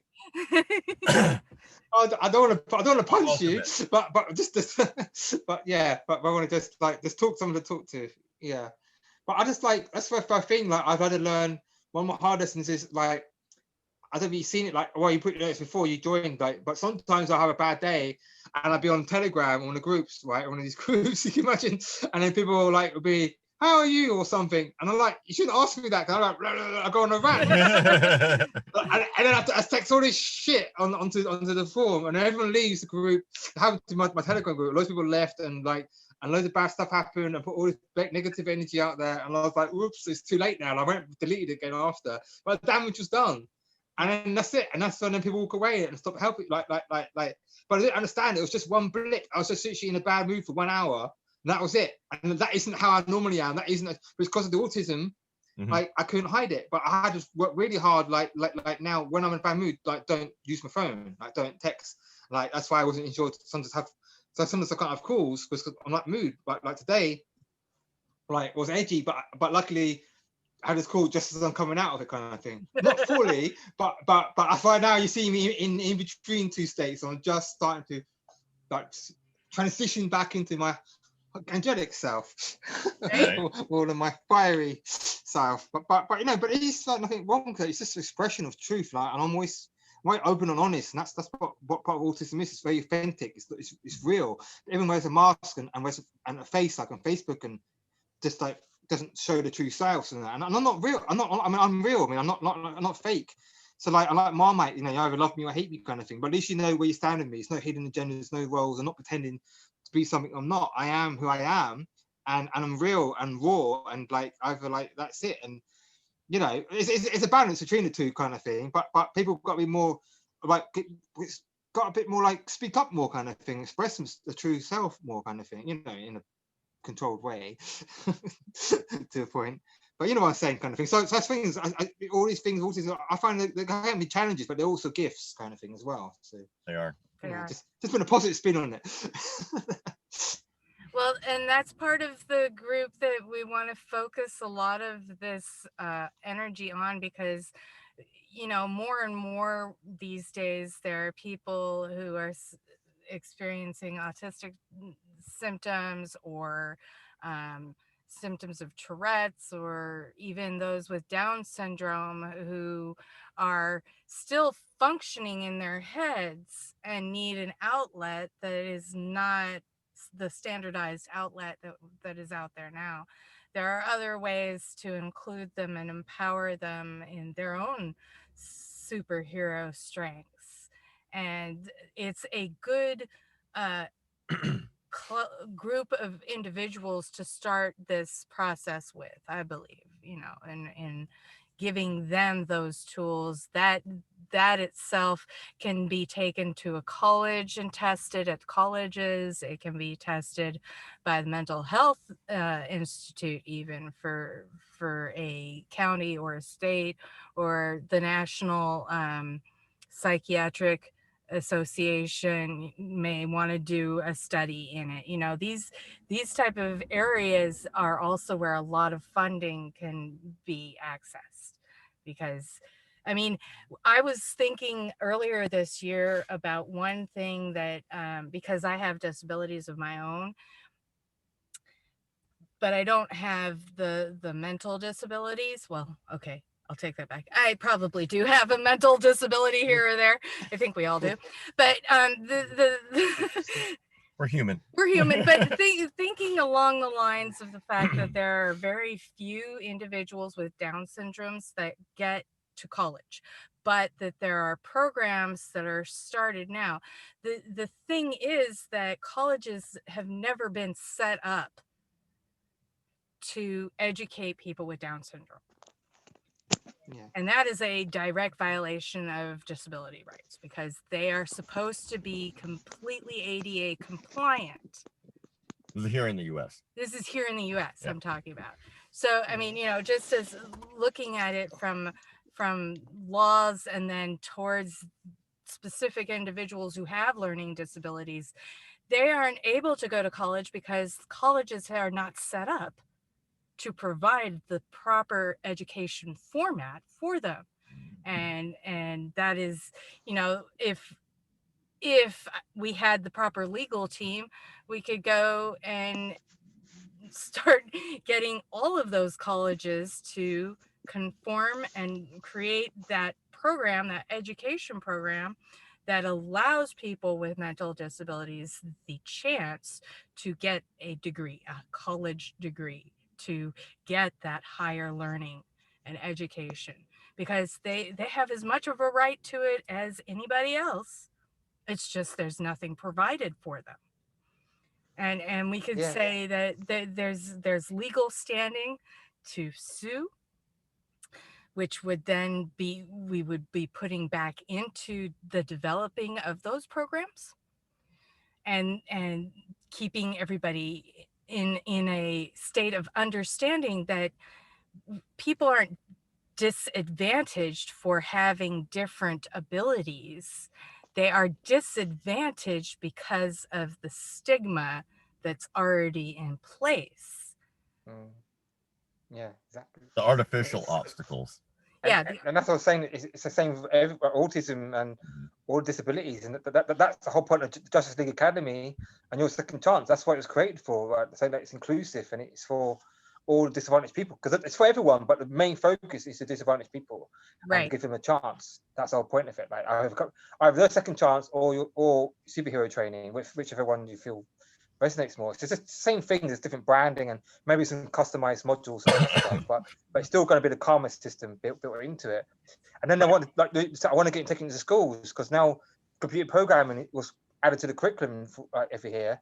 I think it's a few years ago, and I thought, great, that's the back door of getting like mindfulness practice and speech practice into this education system, because they obviously they would never allow that in normally. So I was trying to build a Trojan horse. It's kind of like, well, it's marketed as a programming course, but some of the models hidden away in there are actually mindfulness and actually well-being stuff. So that's another one of my things. Like, but like I said, like all these things are like that's why I can't wait to team up. So I'm hoping people will finally resonate. Like I just need help, like getting it out there, kind of thing. That's why I said the Kickstarter and it's Justice League Academy. I sent you the PDF because I wrote it in 2013, but I'm just updating it now. It's weird, right? It's really weird reading what I wrote 7 years ago. seeing how much I've changed and I've got better at expressing the communication skills have improved. I can tell that. I read it back and like, oh God, I still feel my energy and all the positivity and energy. I was actually a lot more positive then. That's when I just started my mission. That's when I had for my burnout. I felt full of so much hope, and I still am now. But now I'm like more just battle worn kind of thing, I guess you could say. But I feel a lot wiser. But I'm a lot wiser, less energy, but more wiser.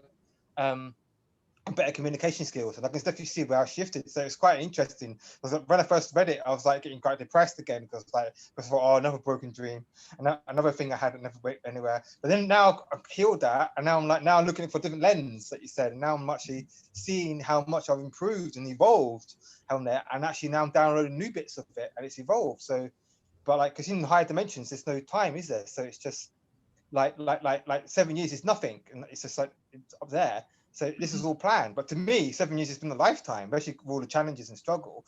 It's just been, it feels like I've lived many lifetimes that I've done, and many ego deaths and long light of the souls. Like you probably can relate. Like 7 years, last 7 years on awakening, we've lived like 700 years. It's more like it feels like, doesn't it? It feels like 7,000 years. I don't know. It feels a lot longer than 7 years. I tell you that. So when I was looking at that, I was like, oh my God. But I'm also saying so I'm just going to get these things out there because it's just like we all want the same thing. We just got to like frame it. So I'm just trying to bring those things into the world because it's going to help everyone so much. And it's a win-win-win system. Like the programming is only phase one because I want to take that template and then take it into everything. So it's mindful programming and mindful sales and mindful networking.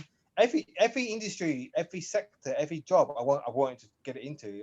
I thought very wide and big. I want to include every soul. That's the thing. I don't want to just target one audience. People just say to me, "Oh, who's your target audience?" Of like every single soul on this planet. And I'm like, "Come on, Dave." That's too much. Like, no. You need to focus on a niche. Yeah. You need to focus on niche. Is very expansive. You need to slice up your project and divide it all into this niche thing. I'm like, no, that's why the world is a mess because we keep cutting everything into little pieces, like a cake. If you cut a cake into little pieces, all you got left is crumbs. You got crumbs. It's like there's nothing left. It's like no, it's all integrated and it's for every single soul. Like I don't want to exclude anyone, but that's why I don't get anywhere because investors laugh at me. Because I can't, it's not talking, it's not in the language, it's not in the format. But now it's our time, like you're saying. But I still need help of you guys like yourself and other people who help translate my stuff. I'm getting better at it, but I still need a lot of help with the communication and trying. I'm a good translator.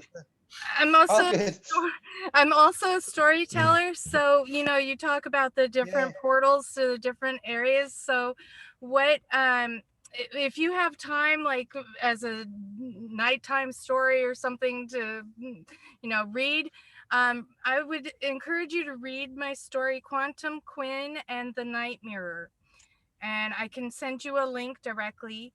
Actually, I was wondering if I could get your email address. It's just David at nextgensoftware.co.uk. It's like next next gen software at nextgensoftware.co.uk. Yeah. And I've got my yoga Fordism one as well. So I've got a few email addresses. Would you be able to just type that in the chat? Oh yeah. I can put it all in the chat. Yeah. Just type it in the chat, and I'll send you a link directly to the story. It is a lens that offers the ability to transport anywhere. Okay. Through a mirror. That's from what I'm working on teleportation. That's one of my side projects, and cloning and time travel. So that would be helpful. But this is what I'm trying to work out how to save time. So I was like, okay, well, I'll just build a time machine. That'll save a lot of time. Unfortunately, I haven't got very far with that yet. I was at school. I was like that when I was a kid. I was like, I'm going to cure cancer. I'm going to build time travel, and I'm going to do cloning. And then I just had to park those projects because I realized it was a bit more challenging than I first thought when I was in school. But they're still there as a sort of on the back burner. But maybe I should have focused on the time machine. I should have focused on the time machine, shouldn't I? Yeah. If I built a time machine, then I wouldn't have a problem now. So I don't know. Where's that TARDIS? We need the TARDIS. Come on. Yeah, I don't know. Like, but that's the thing. But it's forbidden though. Like you seen Superman 1. I'm not allowed to go back in time. Like I want to go back in time so badly, and correct mistakes are made.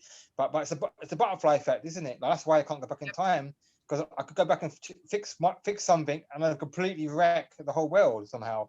And the dinosaurs, I come back, and the dinosaurs will be back again, and there'll be no room left, or anything could have happened. But that's why in Superman 1, remember he's flying around the world fast backwards, and it goes forbidden, forbidden, forbidden. That's why. So I can't. So that's why I had to drop the time machine, because I'm not allowed to mess with time. So here we are. We've just got to stick with it, haven't we? Got to stick with this timeline and just keep pushing on. Do you have a Google email account? Google. Yeah, but I don't really use it. Yeah, if you need one, just my name again. So David Ellams at gmail.com, I think it is. Okay. Because what I'm doing when I do any of the work is I use Google Drive and I share from Google Drive. Okay. So the spreadsheet and the other documents that I share will be then easily accessible through a Google account. Oh yeah. Oh yes, I do use it. I say I don't use it. I don't use Gmail, but it's always logged in, isn't it? I'm on Chrome, but the Google Drive is integrated, so it's always there. But I forget it is logged in with my Google account, because I never log in with it, and I never use it for anything else. It's just only the Google Drive. It's the only thing I use it for. Everything else is my next gen Yoga Fordism or my Hotmail address I use. Now, when you know how it is, I've got a billion email addresses. It's just ridiculous. It's just, yeah, I have a Yahoo email account. Yeah, and Yahoo. That I use very little anymore. It was an account that I started very long time ago, and I can't delete it, and I don't go into it, and there's junk all over it. I'm like, yeah. I think I've got about five or six like that dormant email accounts. So you've probably blown up the server, probably like 1 billion emails have opened it. I've probably crashed the browser if I opened it. They must probably delete them eventually. I must, or realize I'm not using it and just shut my account down. I've got so many work ones. I've got like 5 Yoga Fordism ones. I've got about 7 next gen ones. I've got about 5 Oasis platform Anorak ones. I've got the Justice League Academy ones. So I've got about 20, 30 work email addresses and 10 personal. I have like 40 email accounts. It's like, and I got my Telegram groups. I've got like Signal, Discord server, Facebook, Twitter, LinkedIn. It's just a nightmare. That's why I'm building Oasis. So it's a one feed, one place you can see everything. Like you don't need to log into like 20 different things. That's the thing. So like breaking down silos. This is one of a part of it. But other people are getting the same download for that. It's just common. It's obvious, isn't it? I mean, we can't have all these bloody billions of different accounts, because just can't keep track of it all. It's just, and it should all be job. It should all be funneled into one that you can just access and check and be able to respond. And this is something that we've also envisioned. So yeah, we're happy to work with you on these projects. And we want to, so I'm going to start with that one spreadsheet. I'm going to share it to your Gmail. I'm going to send you a Telegram message to make sure that you know to check your email. And we'll see what we can get on paper, digital paper, that is, that we can start working with and start building up and getting more people involved in this project of organizing everybody's focuses, so that it shows very clearly what you don't have to worry about, what somebody else is doing, or if you have a skill that you want to contribute to a specific tool or service, that you're given a clear view of where to go and how to get involved. Because there are people that are getting on some of these calls, and I've noticed that they're very silent in the background because they have no idea what to say. They feel like, oh, well, I thought of that and I thought of that, but they've already done this, this, and this. So what am I doing here? And we don't want people to feel like that. We want people to feel like, I know how to do this. This is where I plug in, and it's going to be a wonderful network or a wonderful team that I'm getting involved with in this project. And we can all talk about it. We can all, have that wonderful open experience that is progressive.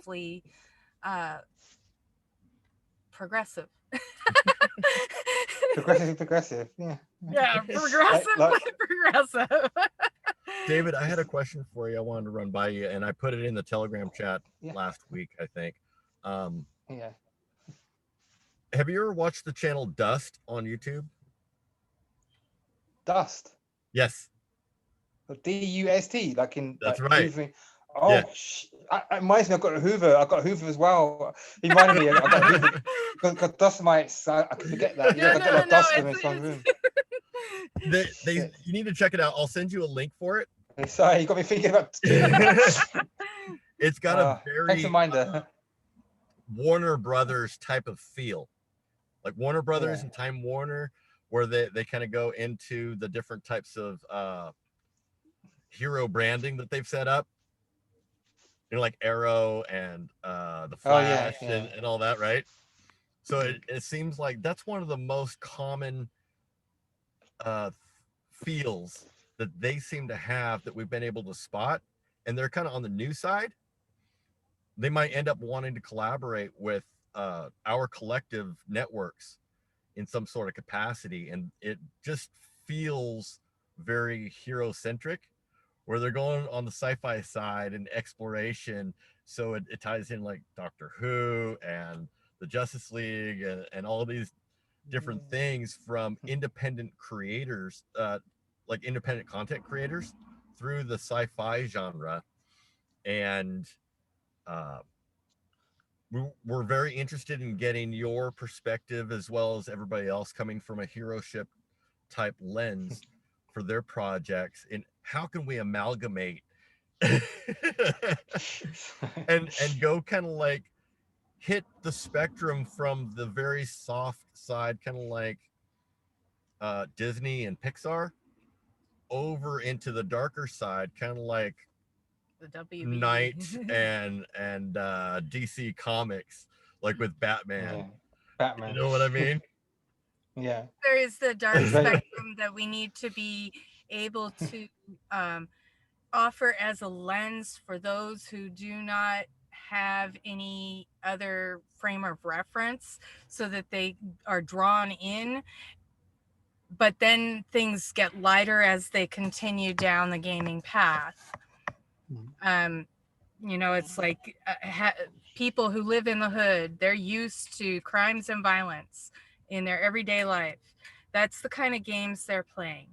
We give them a game like that, but have a different focus than we're going to survive by shooting somebody else, but turn it around to we're going to survive by connecting with others in our community to resolve whatever blood feud might be present within our hood.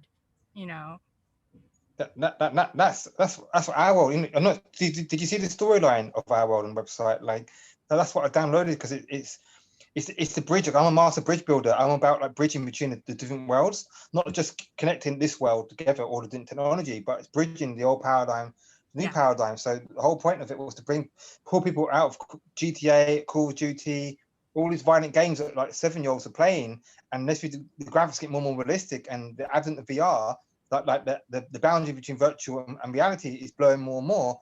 So we've got a social and moral responsibility to use technology for good, to teach people the right life lessons. But I needed something to draw them in by. So I didn't want violence at all in our world. But you can play it how you want to play it. There's no like human. There's no like blood. You can't harm another human being, and you can't, and no aliens, because extraterrestrials are friendly. But you have to you take on like the robots, like the dark AI, because it's truth, it's disclosure as well. It's disclosing like the dark AI. It's a bit like the Terminator storyline kind of thing. Dark AI and Skynet, and you've got to take over deal with the robots. You've got to deal with the zombies and the demons and monsters. but you can choose not to fight, because you can be research, you can be a fisherman, you can build a village. You're all about unity. You can play it however you want, but you can be on your own. But then when they come for you, no one's going to help you. But you work together, unity consciousness. Like that's what it's put to unity consciousness. Then you'll work together as one. And then like so you can play it however you want to play. You don't have to fight at all. And over time, I'm going to slowly phase out for the storyline. We finally defeat the Dark AI. We defeat the monsters. Slowly we win. Humanity comes together to fight a common enemy, and finally we're victorious. And then we all ascend to the higher dimensions. And then there's no more fighting, no more violence in our world. It starts off with like it's real-time simulation. It starts off quite not dark, but it meets people where they're at now. And do you see what I mean? And you level up, become superheroes, and the superheroes defeat the arch villains. And then we could live in a better world, and that's why it's together we can create a better world. That's what our world is. So yeah, you're tuning into the same thing. Yeah, definitely. Yeah, like we crypto. are. Hello, is that crypto? Well, his real name is Tigger. He loves to bounce in waves. Hello, Tigger. First 8 years of his life, he was living at the ocean side because we lived at the beach, Tigger and I. And he would charge into waves that were 15 to 20 feet high because he loves the ocean Brave, so much. brave. But I was nuts. I did bodybuilding and I did some crazy shit. That's insane. Yeah, right. I love the sea. I miss it. I live by the sea here, but I miss going in it. I said it's just too cold. Bali is my favorite place. I want to go back there. It's warmer. Right. I can get in the sea then. It is. We miss it. I miss it too. Tigger and I miss it. Nathan didn't live by the ocean, but I would love to go back there. But it's right now. It's not about where we want to be. It's where we are, and how we can go forward to be where we want to be. That's a very important lesson. Yeah. That's what I keep reminding myself. Like this is why I love Eckhart Tolle, like reading, The Power of Now. I'm reading that again. I've read it like 20 times, and that's the key. It's just being. That's the other thing that helps autism most, is just being present and mindful, and I just focus on what I have achieved, and like focus on what I'm grateful for, rather than looking what I haven't got and what I've got to do yet. And getting upset about it all, and then just surrendering, just trusting the process and being present. And looking what I have got, and I got my health problems, but it could be worse. I could be in a wheelchair. I could be blind. I could have no arms or legs. I could be deaf. I could be in a war zone. Do you know what I mean? I'm not homeless. So life's pretty good. I've got a computer. I've got internet. I've got clean water. I've got food. Some days I'm not sure I can buy food or rent. But it's always just gives you what I need, just when I need it. What I need, not what I want. So that's why that's a good lesson, reminding me, and that pulls me out of my slump when I just focus on what I have got and be grateful for that world. And when getting myself worked up and I'm feeling, I've got too much pressure myself. I keep feeling I'm late and behind schedule, but I think I'm exactly where I'm meant to be, aren't I? It's divine timing. Everything is how it's meant to be, because this is giving me the biggest inner growth, in the catalyst. If it was all easy, I could have built it all in 2015. And it will be done by now, and I wouldn't have got nowhere near the life lessons in inner growth, and the world wasn't ready for it yet anyway. Then they had to slow me down. They told me that. They told me in the reading. They burnt me out to slow me down. Probably the same for inner growth, and because I was so quick, that they had to handicap me. So I've been working with my hands behind my back since 2013, and I had 8 months. I woke on 12/12/12.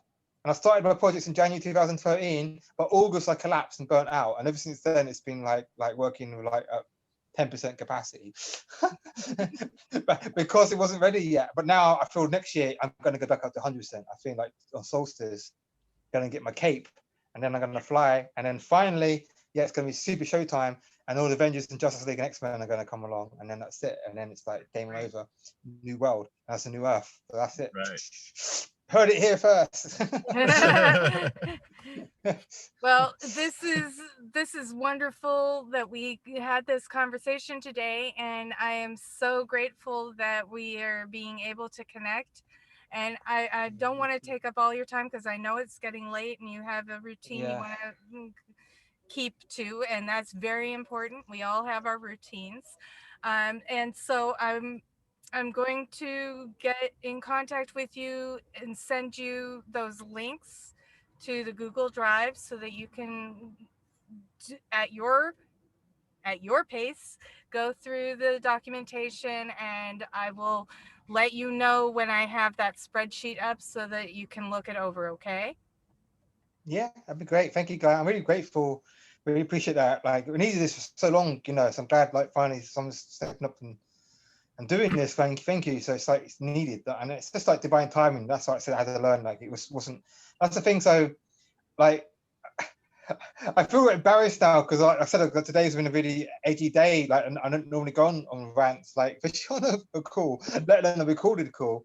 But like I said, maybe this is all meant to be. Like it's showing my vulnerable side, my autistic side. Like people say sometimes they can't tell I'm autistic anymore because the yoga, because I'm generally more balanced and I am balanced and calm. But maybe people need to see me on a challenge day. Today was a very, very challenged day.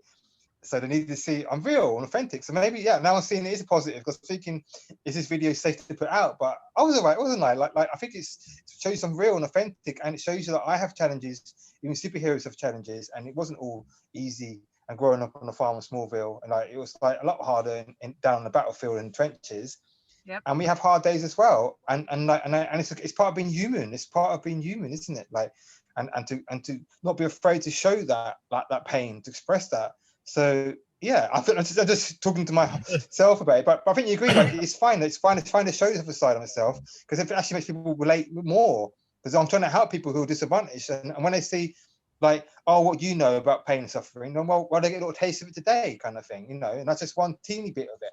And same what we're talking about things you've been through as well, and like because they're going to see us all. That do you get what I'm talking about? Like the original thing when superheroes just turn up, no, there people love them for helping, but they can't relate to them because they're like, oh, what do you know? You always had these powers. No, we didn't born these powers. We had to earn them. We had to work really hard and go through serious crap, like all the crap you've been through. We bled and shedded tears of you. We've been there on the front lines in the trenches, getting shot at as well. Like literally, like some days we feel we're not going to be able to carry on. But we overcome it. We overcome it all. We keep stepping up again and keep picking ourselves up again. And then look what we managed to achieve. And that's why our world, because when we are flying in the skies as superheroes, then our world is a training platform to teach them how to Scott now download. It's to teach them, like I said, how to become a superhero because we first embody it and lived it now. Oh my God, I just got it. The last 7 years is what I've been doing, embodying what I'm trying to teach in our world. But I had to live that and embody that superhero journey. And then I finally get my cape in August and in December 21st. And then people will relate to that. And then they can see these videos and see the journey being on. And then they want to become a superhero themselves.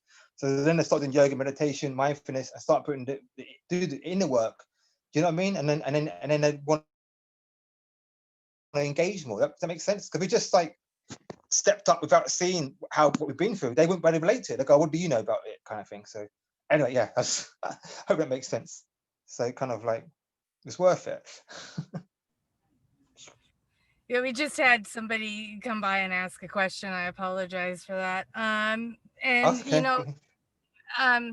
I just want to express here, David, that we are all working through the challenges that we're facing every day, and I'm very excited and happy that I've met you. We had this conversation, and we're able to share our vulnerabilities. I mean, even superheroes have vulnerabilities.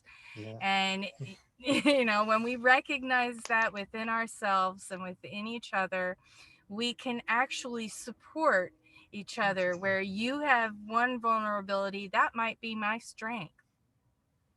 And so then we become an impenetrable wall and force to be reckoned with. And like you were saying earlier, this is about us coming collectively together to be that impenetrable force for good, because it's time. I mean, it's like the story I wrote was in 2007. I did not publish it then. It has been 9 years since I wrote that story, and now I look back on that story and it's actually completely appropriate for the current scenario that we're in, and how people are being more receptive to quantum physics. And right now we're looking at the science of quantum physics, but we can actually explore the spirituality of that quantum physics, because and the mechanics, and how they all interrelate, and where the study of science is really the study of our relationship with source, with all that is, and that we can merge that understanding for others to be able to recognize within themselves that we all create a ripple in the pond that we live in. And Big so if pond, we yeah. can create ripples for positive change together, we will create a wave, and it will be so glorious and wonderful. And it won't matter what our individual challenges are, because we will have each other to support and uplift, and that's what it's about. And I think I agree with everything you said. And when you said earlier about the being vulnerable, and that's one of the things they say, but by becoming vulnerable, you become invulnerable. And that's another part of the training kind of thing, and trying to show the world. It's like, that's what autism is. It's like about being completely open and transparent. But there's then that becomes you become invulnerable kind of thing, because you're so out there, and that takes courage and bravery, and it's more healing, because when you're real and your throat chakra is fully open, you're expressing yourself, and then there is no fake, no, you're an authentic human. You can relate heart to heart. You're not talking to ego or role model to role model kind of thing. Like Eckhart Tolle says, like when you go into a bank or something, it's like I think he said it's like four egos talking to each other kind of thing, because you have like your ego playing a role as the customer, they're playing the role as the bank manager, and then you got like their ego like projecting what they think the customer would be like. So it's four false identities. This is no wonder that the world is how it is, because it's four fake identities trying to relate to each other, and no wonder you can't truly relate. But when you're real, like we are, like one being real now, like autism and many others like us, light workers, we're real, authentic, then it's true relationship. It's true relating from heart to heart, soul to soul. It's no middleman, there's no middle screen, no ego, no filter. And sometimes people like get a bit, oh, it's a bit raw, but like it's real. It's get used to people, because this is the future. This is the future of humanity, when we are real and authentic, and we're not hiding stuff, and we're going to go into telepathic communication like we used to be, and we're going to be oneness and unity consciousness, and we're going to be like one mind. So yeah, get used to being real and not hiding. It's not, you ain't gonna be able to hide your stuff anymore. It's great. Let all the trauma out. Let's heal it, kind of thing. So you can only, feeling is healing, isn't it? So you got to talk about it first. And good talk. Amen to that. Thank you for this therapy. I did need some therapy, so I kind of got what I asked for in a way. I didn't realize, but so things manifest a bit differently how you expect, don't they? So this has been very, very healing for me. Just to vent and talk about stuff. It's good, and to not feel alone anymore. So that's good. Don't. You're not Don't feel alone. so lonely. You're not alone. And I felt so lonely. Offer a little exercise for you when you're feeling like you can't stop thinking and you're trying to go to sleep. This is something I learned when I was a child, because I had that very busy mind and could not go to sleep. And so I was taught to, starting with my toes, check every part of my body, tense up each individual part of my body and relax it, like intentionally say, okay, I am relaxing this. Checking my feet, checking my calves, checking my knees, all the way up and into the internal organs. Start doing that mindful check off within yourself. And it may help you when you need to get some rest. It may help you to calm that busy mind down a bit. Or just listen to her talk. You'll start yawning. It's funny. it's just you said I need to get some rest. I just started yawning. I was like, yeah, I'm feeling like I need to. That's great. Something's working. But yeah, it's working. No, because you're doing it, I picture it like that's another thing about autism is that I can't tell a story without reliving it. Like I can't just like a robot reading from the script. I live it. I re-feel emotions. So when I was talking about the unity, the stuff that came out, so when I was telling you the stuff I've been through, I'm reliving the emotion. I don't know. I don't have the ability to extract just the facts from the memory stream. When I extract the memory stream, I relive that experience in real time, and then it comes out. So it looks like I'm like going mad, but I'm fine. I'm just like replaying the video, but the video has the emotion recorded inside it. If that makes sense. I don't know. I can't explain it. Other people manage to filter it out, but I can't filter it out. So I relive it like it just happened, like it was just like that. But then people get surprised and they're like, "Oh, yeah, I'm fine. I was just playing the emotional video. That was all." Right. I played earlier was a 7-year emotional video condensed into like I don't know half an hour. So it's we'll send you the link to that story to go ahead and read tonight if you like. And yeah, she wrote it. I read it a number of times, and she's read it out to me a few times. And I'll tell you right now, it's nothing to be apprehensive about. I'm telling you, man to man, I think it's going to be very calming. I think you're going to really enjoy it. Yeah, no, I already feel this connection. Like, doing soul groups and for being incarnated, we plan to meet now, kind of thing. Like, we're having parts, we're meant to find each other, and it's like, right, 2020, like, we're going to find each other. From that hall that we were all in, I saw it, I saw there were thousands of people, and there was, our teachers, Buddha and Jesus, and a lot of other teachers within that. We were all there. We were all saying, this is the way that this is going. What is our part? Are you going to accept your part in this? Because it's going to be challenging. It's going to be painful. You're going to have to do a lot of sacrificing before you can truly share the light within you. And we, it's one thing to say, oh, but all of that really hurt. That was really painful. And I found a letter from my daughter the other day when I was cleaning out my RV, and I lived in that emotion of that loss.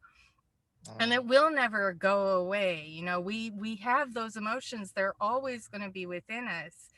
And at this point we're looking at what is the point, right? What's the freaking point? That's what I said this morning. That's what I said this morning when I was having my meltdown. I was like, what's the point? What's the point? I was so hopeless earlier. That we are stronger than our emotions, than our barriers, than our preconceived storyline that others put in front of us, because we are still alive. We overcame those challenges. Still alive. And just about, now we have this opportunity to express from the other side of that, to guide and offer that helping hand to those that are still struggling and still within that feeling and emotional state. And so, just don't forget that. we understand what happens. We have our own reliving of trauma that we go through. And yes, it is extremely emotional. Even today, even without, I haven't heard from my children, it's like, but I still have them in my heart. We still got to remember that we're still connected, even though we might be thousands of miles away or light years, or our mental states are totally in different vicinities. Doesn't matter, because we are all one. And the more that people understand that and recognize that and live that way, the better off we're all going to be. I really believe that. I think next year we're going to be reunited. I was told I'm going to see my daughter when she's 10, and I think it's going to be after. I said winter solstice. I think it's when it all changes. That I think literally the new Earth is born on that date, the winter solstice. Because I got I've got a 10-year-old daughter, and I saw her from 0 to 7 months old. Then we split off my ex, Then I saw her in a contact center for a few times until she was 1. But I missed her walking, talking, I missed all the development stages, and she doesn't even know I'm her dad. Like I've never been called daddy in my life, so I never felt like a dad, even though I am a dad. An amazing dad. I got a massive heart. See, look what I'm doing for the world. Imagine see how much love I got for everyone. Imagine how much love I got for my daughter, and like same with you.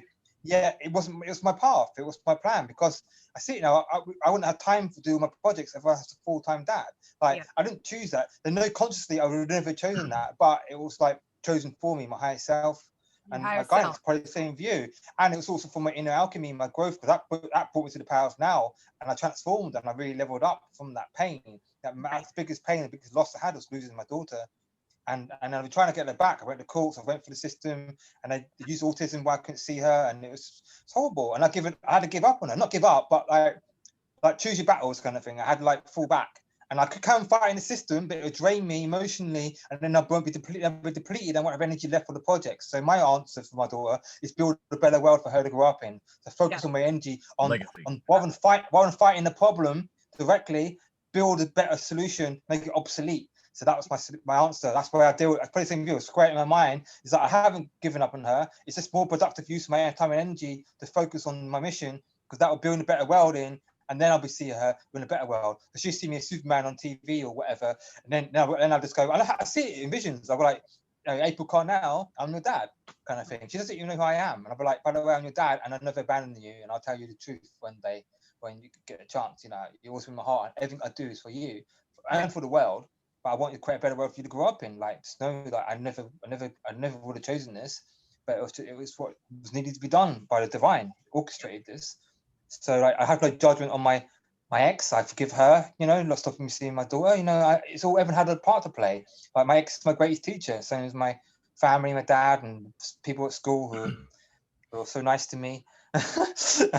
And all of them kind of thing. Like our greatest teachers. And Eckhart Tolle, he's the real Superman. He's freaking he's the bomb. Because he's the one who kept me alive. If it wasn't for him, I wouldn't be here now. And that book, The Power of Now, that's just saved my life. That's what helps me transmute it, how we turn it all around.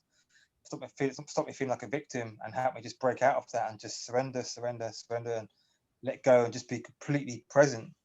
And I just got to keep reading it because my mind is so strong. I have to continuously read it and continuously meditate and continuously do mindful walking and practice, because I've got to balance out my programming in my mind. My mind gets very busy. That's why. And that's why I've got kind of do 3 hours a day, because of those 7 hours a day, I never sleep and I burn out again, because my mind uses so much power. When I do it, it's like amazing stuff, but I got to then slow down and and then do meditation for 2 hours and do yoga for an hour and then qigong for an hour and then chant Hare Krishna in the bar for half an hour. This is what I do, like to balance my energy out again. You know what I mean? It's like and I feel bad. Sometimes I feel like I should be doing more hours and I feel guilty. I don't know. It's like you said, like it's what I've got to do what my body needs me to do. It's just and balance it. So yeah, like now, like you said, I've got to go. I've got to do yoga. Right? I'm running a bit late now, so I thought it was an hour call, but this is a good talk. This was a very good call, I believe, and we'll just keep in touch and send that material off to you, and and just continue working and progressing so that we can get this all lined up and make sense for everyone, because it's going to help everyone financially as well as being able to improve the results of all of our intentions. Yeah, amen to that. And I was gonna say one last thing just quickly, and then gotta go. Like so are you guys like living my dream? Look, so you live in a camper van and you drive around nature and stuff. Yeah, that's what I thought. That's one of my dreams. I've always had that. It's like I'm half geek, half hippie. Like that's my. I really want to do that. Just drive around in the van, like. But I'm going to be stationed here, so it's just. Wherever you're going to be is where you're going to be stationed. But yeah, big respect to you guys. It's nice. You're living a dream, and you're living my dream in a way, because you got the Superman in the background, and you're like driving around with your dog, and I can imagine your life. That's something a part of me always wanted, that part. But maybe I'll get that later on. Maybe that's later for me. So let's see. We would love to get a better RV because what we've got right now is really tiny. He's a tall man, so it's Yeah, I can tall see. guy problems in a I'm tiny constantly hitting my space. head. Banging your head a lot on the. Yeah, I thought you would. But you know, it was either that or continue living in the location I was, which was where my children were that I could not see, and continue being depressed in that environment. And I was not willing to accept that. And even if I have to get out of my comfort zone to get things done, that's what it takes. And that's what it takes for everyone, is to get out of their comfort zone and get to work, you know, getting this done, because it's needed. It is so needed. The earth is crying for it. Everyone on the earth is crying for it. And we have the tools collectively to get it done. And so we just keep working, no matter where we are. Now it makes me feel like guilty, but not doing enough work. But I should feel guilty, should I? Like when I hear that, I feel, oh God, I've got to work harder. But I'm doing the best I can. Like I've got to protect my energy. I can't burn out again. I've got to, wherever we are. That's what I'm saying. You know, in your path, I'm workaholic. I just got to like, in your path, you know, you got to take care of yourself. Remember, that's very important. First and foremost, to take care of yourself. You are not the only one. You are not alone. Keep in that comfort. And if there is anything that we can do to help, let us know. We are here to help. That is what we're here for. So thank you. I think this is like a just so you know, guys, like it's because I feel a really deep bond with you guys and connection already.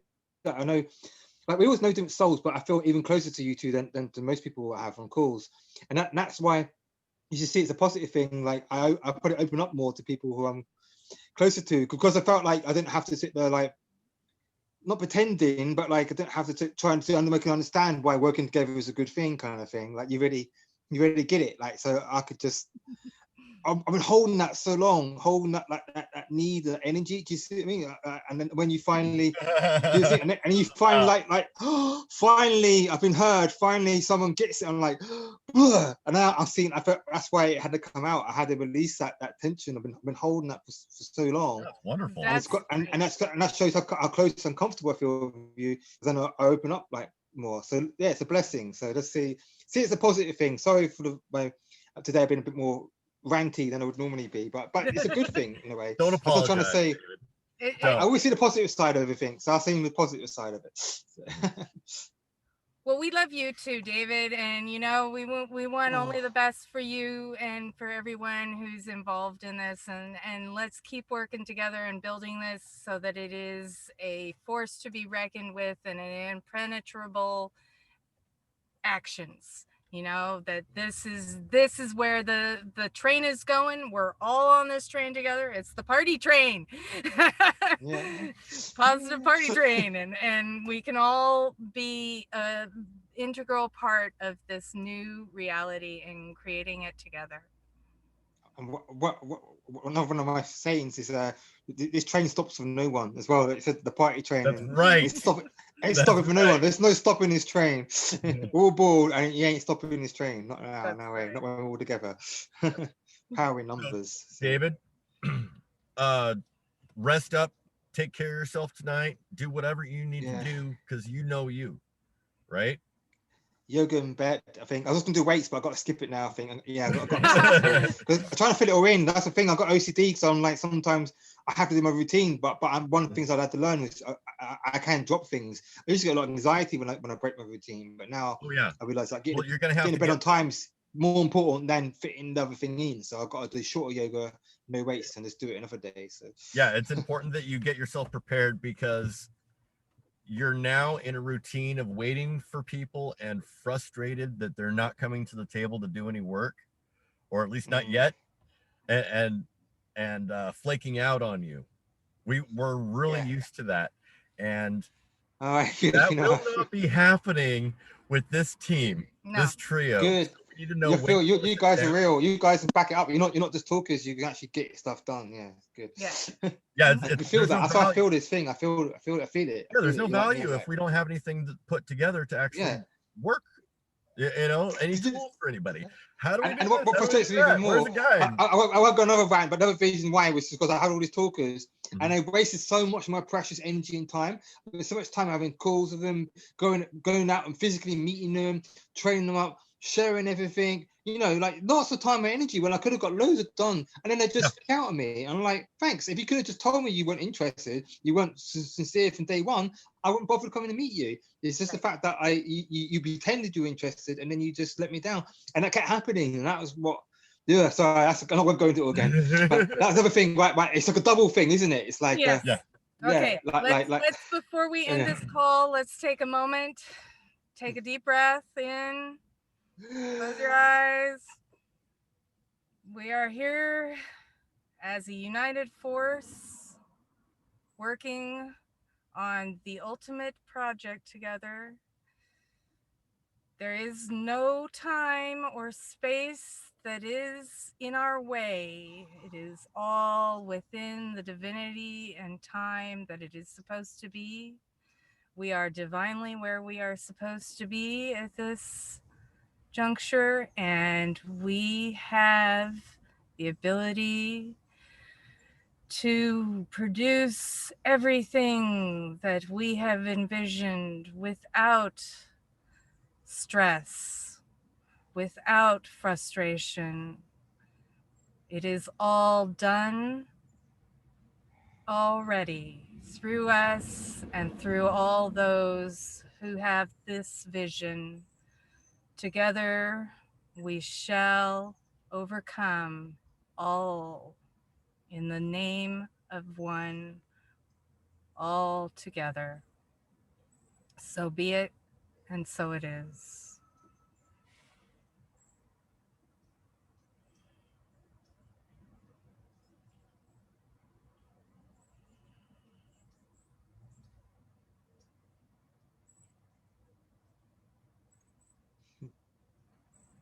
Now, don't smile. Don't smile. Stop. I'm not smiling. Much. That's beautiful. Thank you. That's nice. Thank you as well. And you know, just keep it in your heart and remember, we're here to help. We can do this together, and there's no rush because we're doing it exactly when we're supposed to. Yeah, and I'm not a failure. I just feel like I was a failure, like I failed because my projects are so like late, and like some days I get nothing done, and now I'm working on seasons, can't work on these things, and I feel like, you know, I was like they're saying, got to get done before like launch a Kickstarter, like before December kind of thing, because the Christmas thing, and then the solstice, and like I have all this time pressure. But I think the universe doesn't want me to be held to a time or a date because it's quantum, isn't it? So I'd rather just be present, like I told you this, and just like delete time. It's a thing called Room 101, like you should call it on UK. It's a show, and you can always choose things you can put in there. And I always imagine myself going on that show and putting a clock into it. There's one thing in the world that if we could get rid of would be time, because I can't deal with time. I'm not used to time of higher dimensions, and that's what anything causes almost stress. And to get rid of time, you just be present.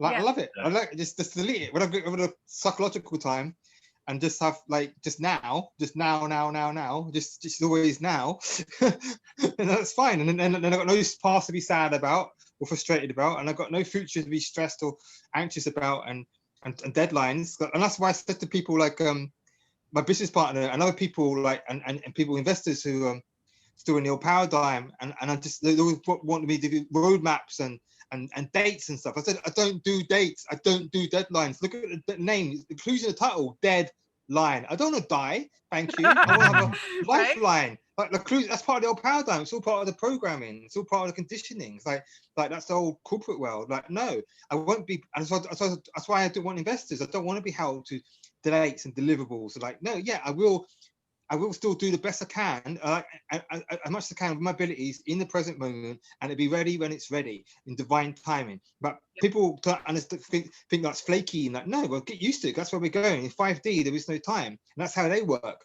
They're not held to deadlines and stress themselves out and burn themselves out because the planet wasn't ready in time, on the moon, and then rush it. It's a shoddy job, so the quality goes down. That's what happens in this world. You do your best quality in the now all the time. It's always the best quality done in a relaxed, joyful state. Then the quality is much more higher, and everything will get done in perfect timing. But you can't say before when it is. Even the angels and God can't tell you when things are going to happen because they get saying that the second coming, and that it won't be. There's no date for it because it's when it's divine timing. It's when it's ready. When the humanity is ready. You can't predict it. So I can't predict, if God can't predict when the freaking second coming is, I can't predict when our world's going to be ready. So stop asking me for dates. I can give you like estimates, guess, but like I won't be nailed to them. I won't be held to it. That's another little thing, by the way. People trying to operate in time. So I can't deal with it. I'm like, no, it'll be done when it's done. That's not because I'm copying out. It's just because it's realistic. And I know you cannot be held to it. And I'm not going to cut corners and stress out and things just to meet some arbitrary date. It doesn't bloody matter when it's delivered, as long as it's done in the highest quality. That's what matters. As long as you don't give up and it's done with the highest quality, that's what matters. We can give rough estimates, but you can never nail it down. And by the way, humanity, if you listen, you've got to get used to this. Investors and business people, get rid of your stupid deadlines. They don't work. You can have goals, right? You have soft goals, I call them, and you have targets. Great, but you don't get fired or shot, if you don't deliver it, and you follow things called agile and Scrum. I like that because it's adaptable. Every day you reassess and you review where you're at, and you adapt and flow, agile and light. You don't have like this big heavy like dates to work to kind of thing. You have to adapt, and that's where we're going. So they are moving the right way with Scrum and agile, just not further enough. It's still slow down. The more we're able to slow down and take one step at a time, like micro steps, the faster it's going to be. That's like nitrous oxide in a race vehicle, in reality, while everybody wants to just push it to red line and forget about blowing the engine. Yeah, it's like you're gonna blow a gasket. It's like it doesn't work. It's like you always do. You get people more sick days, stressed out, burnt out, and people cut corners, and they release a shoddy product full of bugs and flaky, and then you got poor. Then you lose your reputation. Customers, you lose customer satisfaction. It's like it's all obvious. Like I didn't have to be trained in management to know that doesn't work. Because like I've been in businesses, I've been in companies when they've done that, and I've told them this, and I was literally used like 95% finished this feature, right? And all I need was another day or maybe in a couple of hours, because it's on the product plan on that date how to stop coding, and then we had 2 days of meetings, right? 2 days of meetings to work out how we're going to tell the customer that it's not going to have this feature. Or you could have just let me carry on work coding and it would have been done, and you wouldn't even have to have this meeting to tell them. And I was there like scratching my head going, what is wrong with you people? What is wrong with you? This is for my awakening. I'm like, you're completely mental. You just call me mad. I'm like, no, I'm sane. I just follow logic. You're completely illogical. I can't compute your reasoning. It's like, just because it's on the Gantt chart and a milestone, like this date we have to finish coding, and then go to quality assurance for 2 days or a week. That doesn't mean it's set in stone. Doesn't mean like the world's going to end. In fact, the customer would be happier that we maybe delivered like, a day late or 2 days late, but at least you get the feature. But they'll rather go like, nope, we're pulling the plug and we're just going to drop the project completely. Or they're like, Anyway, that's another.